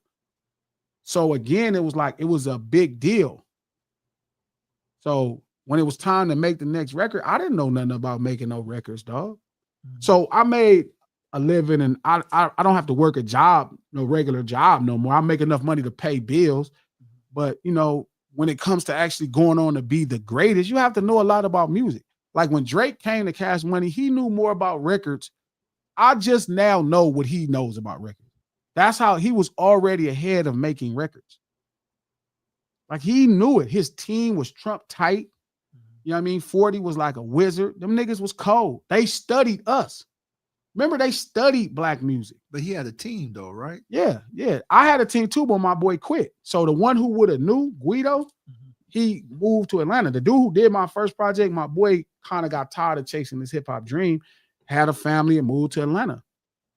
I mean, so I came by myself. My Pooh didn't know nothing about no motherfucking records. You know what I mean? Nobody around us knew about records. And then Cash Money signing me, you know what I mean? I'm a West Coast artist. It's a different task culturally to. I remember when I asked you one question, records. you was like, I don't need South Beach when I got my own beach. Yeah. I remember when I asked you that. That was a big thing. Everybody wanted me to, feel me? And I'm like, people always want to blame Cash Money. I'm like, nigga, they did outstanding. They were like great.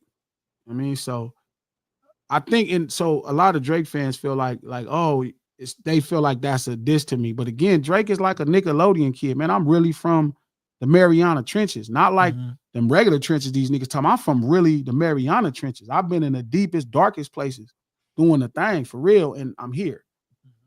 I mean, I'm able to do this for a living. So it's like, that was the biggest thing to me. So when they talk shit, I just laugh because they don't know. You know what I mean? They just start listening to music the other day. They don't think, I tell you one thing they don't think.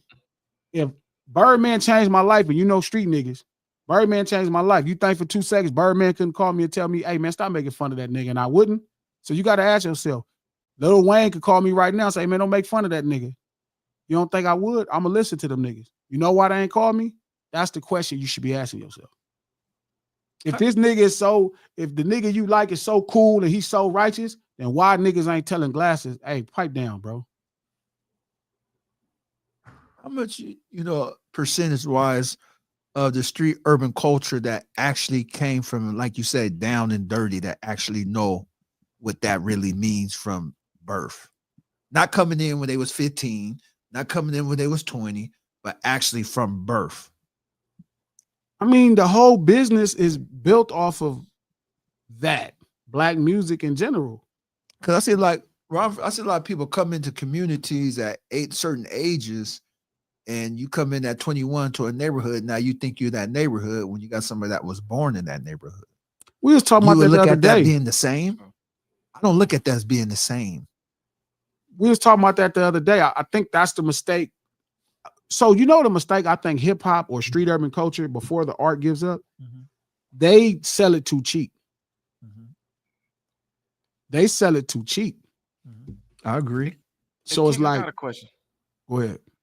Like with regard to that and saying, I understand like there's a separation maybe, or I'm perceiving there to be one, where like you move to a neighborhood, and you kind of like you're older and you take on the personality of that specific neighborhood. But I mean, how do you equate that like as you're saying it, Because like a number of my friends grew up moving all over the place. So like from a lifestyle standpoint, there really wasn't much change. They might have moved to this neighborhood from the county over or whatever else, but it wasn't like they were vaulting up and down throughout tax brackets. It was pretty much a similar type of lifestyle. They just were here versus there because that's just how their families were when they were growing up. So what's the question? So the question is like, does that, do you view that differently versus like, say like compared to like a Kanye West who like tries to vault into say like street urban culture in that regard in his 20s, and he didn't grow up that way. He just wasn't from, the neighborhood he's talking about. Like I've thought a lot of times, like, is Kanye hip hop, right? Because I already knew Drake wasn't hip hop. Like I knew because I had talked to him. I've listened to him talk a lot of times in real life. Like I could already tell he was like this different kind of kid. He was like, he's really a Jewish kid from Canada. Like he's not like his father. He's a brother, but he's not culturally anything like street urban culture. He really grew up culturally a Jewish man. So even talking to him, if you talk to Cuz, like just listen to him talk, because you could tell like he not code switching. Cuz is really just like a different kind of guy. Kanye was always hard for me to understand because Kanye West is from Chicago. And again, like blackness in Chicago, it's just natural. It's just natural. It's hard pressed for LA nigga to even imagine a Chicago where niggas ain't at. Yeah. Because when I go to Chicago, it's just niggas everywhere. You know what I'm saying? So, but you take into account how his mom, she was a she was a professor at a college. She put him through the best programs. He went to a lot of good schools, at art school. He is definitely a privileged type of kid, from a black perspective. So I just struggle to believe that he's not baptized in street urban culture. Now it's not impossible. I'm not sure. I don't know. I don't know him. That's going to lead to my next question is, when did he get into music? At what age? But the music ain't hip hop. Like the artistic expression of street urban culture is what hip hop is. Okay. It's the artistic expression. It's using music to express street urban culture. I just can't believe that there's a place in Chicago, and I could be wrong. I mean, Chicago, because I've heard from both sides. Like some people who love Kanye try to lie, but then the other people like, yeah, he did grow up in the suburb, but he ran with these people. So I just don't know enough, but some of it just don't seem rooted in blackness. You know what I mean? And I think it's the book of Ye. Like, I don't think Ye represents blackness as much as Ye represents Ye. Does he got so? Go ahead. No, so PTO point is like, even if you move around in Los Angeles, shout out to everybody who moved around in Los Angeles. You might have lived in the A trades, you might have moved to the Grape Streets, you might have moved to the Forum Dogs in Compton, you might have moved around, but culturally, they're going to be pretty much the same. I'm saying, like, say you grew up in Fresno, then you live in North Las Vegas, now you in South Central LA. But even that, they're still kind of all the same if you live close to people without something. Sure, that's kind of what I meant. But I don't think Ye's thing is, I think he grew up with something. So, like, we have those in Carson, like DA, like Delamo. Yeah. Right? Delamo is like a suburb that's close to Compton, but it's a suburb. But them dudes be baptized in street urban culture. So, like, I need to get more information with the Chicago homies about where it's at, because I'm thinking, like, in my mind, I want to believe he grew up in a Carson. I don't know. I have zero idea. But I think the reality is, Pete, I think he grew up in Cerritos. I would say, yeah, I think he was further out than Carson. Here in California? No. Pete know what I'm the saying. Oh, Chicago equivalent. Like, okay. like Cerritos is Okay. like 15 I think minutes from Compton. I think he grew up in Belmont Shores, Long Beach. But I think, sure, but I'm saying I think the problem is like if you grew up in Cerritos and your mom put you through good schools and you see some people, like you might be 15 minutes from where street urban culture comes from, but I think he's 5 minutes away from street urban culture. Yeah. And when you're growing up, you're not going those 5 minutes. You're not going anywhere. So I think that's the thing. But do people talk? Do anybody hear from people that grew up with him? Yeah. And do they talk about him growing up? Yeah, they Who are knew those him people? making music. They would say he'd be at a party or something. They didn't go to high school with him or nothing. That's what I'm saying. Like, did people grow, where he went to high school, junior high, things like that? Like, where's those friends at? That's a couple of the dudes, but it's just different. Okay. Ye is a unique product. I think he was raised to be the greatest man he could be, not necessarily the greatest black man he could be. That's what it feels like. Yeah. Or he decided on his own, like, you know what, fuck being black. I'm finna go be the greatest Kanye. I'm not black, I'm Kanye. Okay. He seems like, and you get this around academics and academic circles or whatever, some scenarios, he was told he's a little too special a few too many times. Shout out to Royal Jenkins. Glasses, I'm from Chicago. Kanye older than me, and he came out of Oakland, a suburb out of Chicago. I know that, but I'm trying to figure out how far is Oakland from where the south side of Chicago. Not mileage wise, but culturally wise. Yeah, culturally wise, how far is it? Like in LA, right? Like we all from the east side. We all grew up. Don grew up in Compton. I grew up in Compton and Watts. Like I took you over there. Linwood, Long Beach, all of that between the 710 and all of that is where street urban culture comes from, right? Between the motherfucking 110, hell, between the 405 and the 710, for that matter, is where street urban culture comes from. LA. Right? But then there's suburbs right close to them that people still, everybody go to school together. In Paramount, it can get street urban culture. Paramount is a little suburb of necessarily, but it's still very much street urban culture. You go to the next city over from Paramount, you in Lakewood. Lakewood is still kind of close, but Lakewood ain't street urban culture. Oh, it's not? Hell no. But it's close enough to where it could be a little bit. Yeah. Bellflower, a little further, but it kind of still could kind of be. Cerritos, it ain't at all. Wow. Yeah, Cerritos and like Downey, you're stretching it pretty thin. You don't have none of that kind of stuff there. Not really, because there's opportunities. There's things that you can have access to. You're going to start seeing other successful people that don't just come from street life. You're going to see their success. How about that? Like, so, you know what I mean? Is it still urban there? Shout out. Yes, Disney populated. Okay. Shout out to Beijing. Hip hop was birthed in the party room, not in the streets. It was birthed in the party room in the projects, not just any party. Stop trying to take that out of it. It's poor party. It's not a rich party. If it was a rich party, they have a fucking band there, not two broke fucking vinyls, dog. This is y'all problem. I know you want access to everything, but just listen. I think a fair, like the dividing line, so to speak, is like if where you grew up is selling drugs the opportunity for a come up or the opportunity for a come down.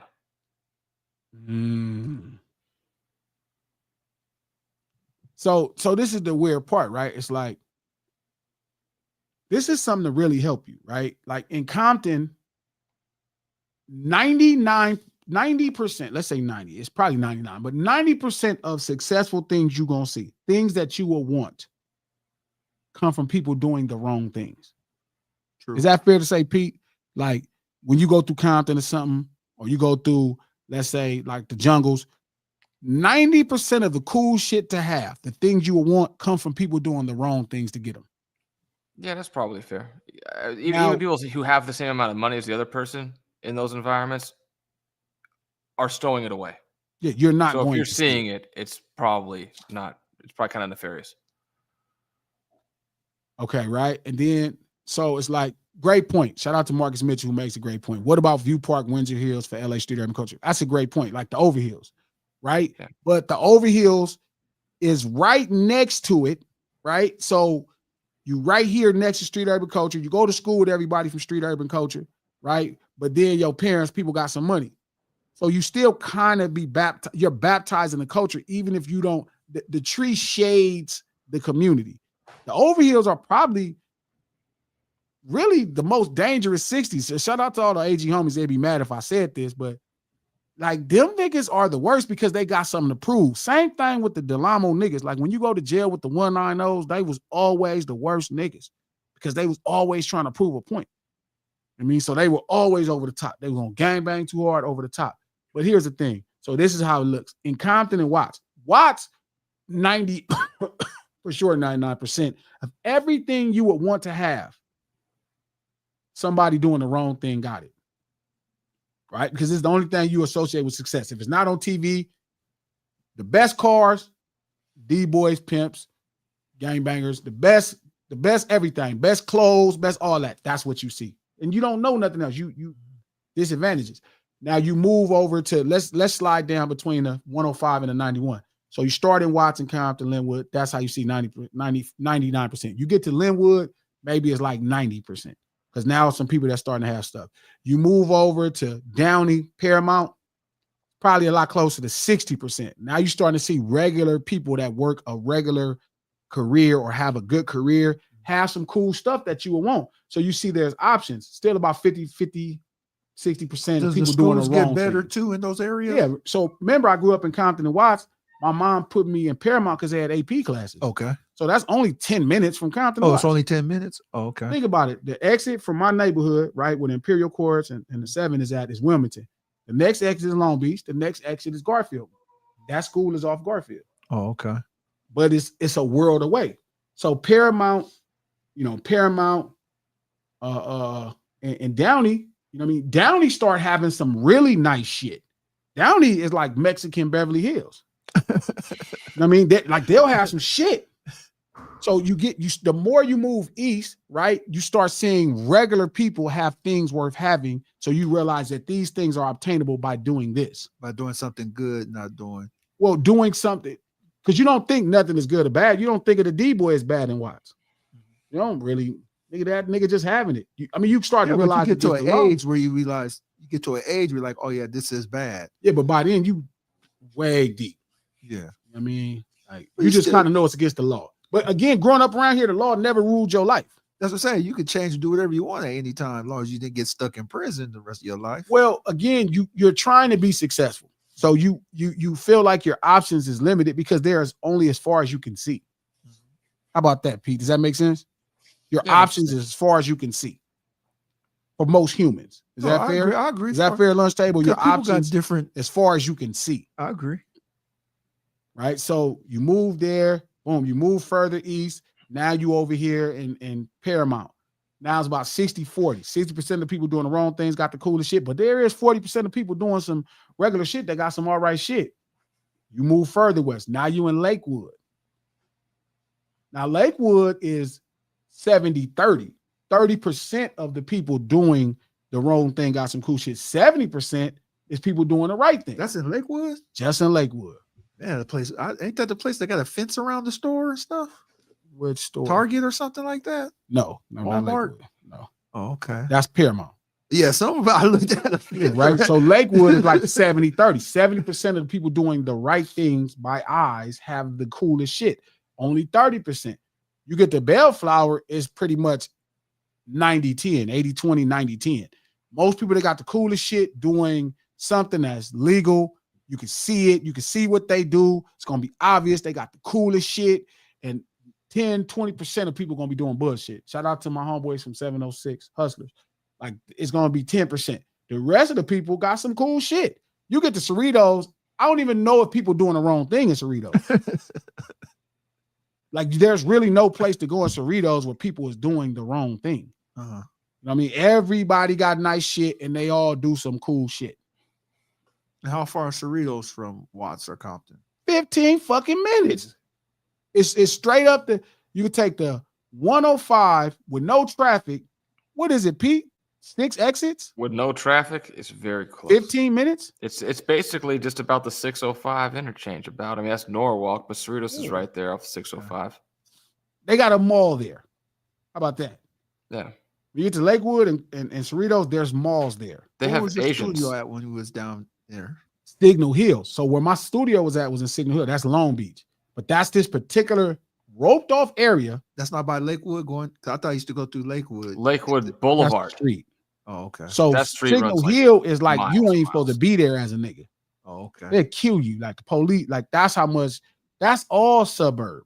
Oh, okay. So that's different. So that's my point. I'm saying that's how you size up success and what you think you could see and be and do.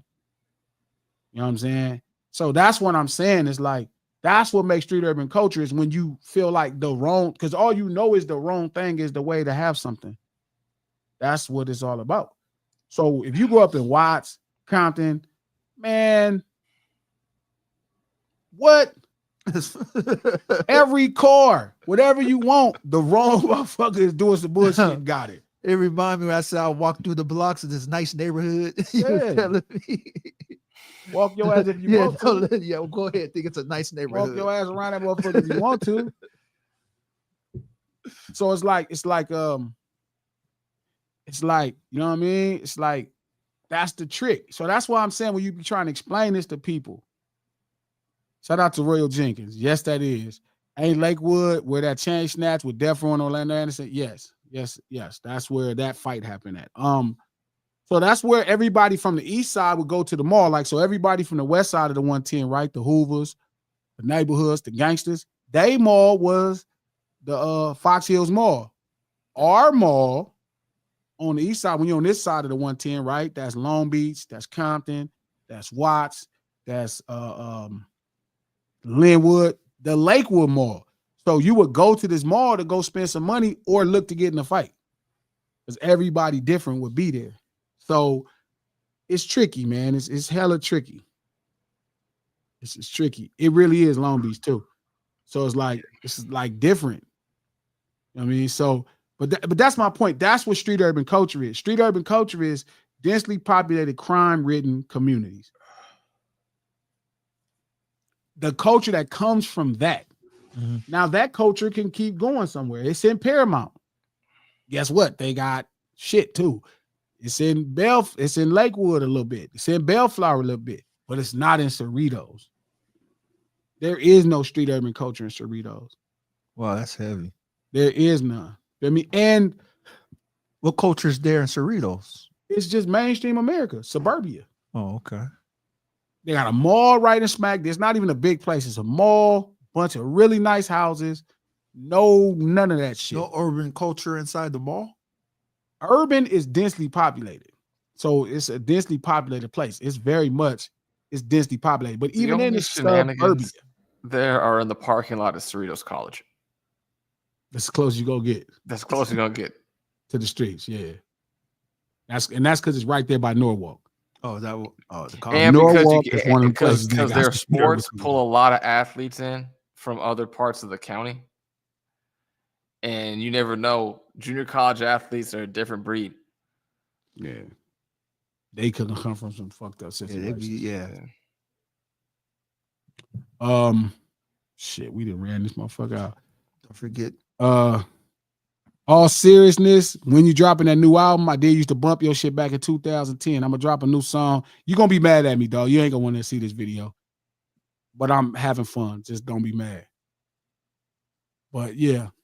Again, this is No Ceilings Live, the lunch hour, every Monday, Wednesday, and Friday at noon Pacific Standard Time right here on Digital Soapbox.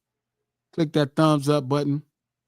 If you're on Twitter, retweet this link. If you're on Facebook, share this post. Tell a friend to tell a friend. Bish. We do the stream to support the No Ceilings podcast. Look below in the link in the description. If you're on Twitter, it don't matter. Head over to Apple or iHeart Podcasts. Check out the No Ceilings podcast. It's dope. Executive produced by Charlamagne the God, the Black Effect Podcast Network, and iHeart. Also, while we're talking about it, see King holding those hats right there. Head over to www.thecripstore.com and grab a hat, some merch, some music or something. Fuck with your peoples, man. It's been cool. Question. Did Caesar really walk 40 dogs off leash through South Central in the 90s? Caesar from where? From Families? You talking about Caesar from Inglewood? Shit, if it's Caesar from Inglewood, I can see it. Yeah, I can't help it. Forgive me, bro. It's like they make it too easy. It's like you've been looking for people to be mad at your content forever. You know what I mean? So, but it's dope. The song come out on look like the 6th of May, realistically, the video and everything. So it's gonna be really good. And I'm gonna drop a single every 2 to 3 weeks. So it's gonna be interesting. Yeah, I never thought about that. One day we're gonna have to expand on that. Like that's really what it is. When wrong is right, that's when you know you in the ghetto. Yeah, you said that before though. Where wrong is right. Where socially wrong is right. Yeah, you said that before.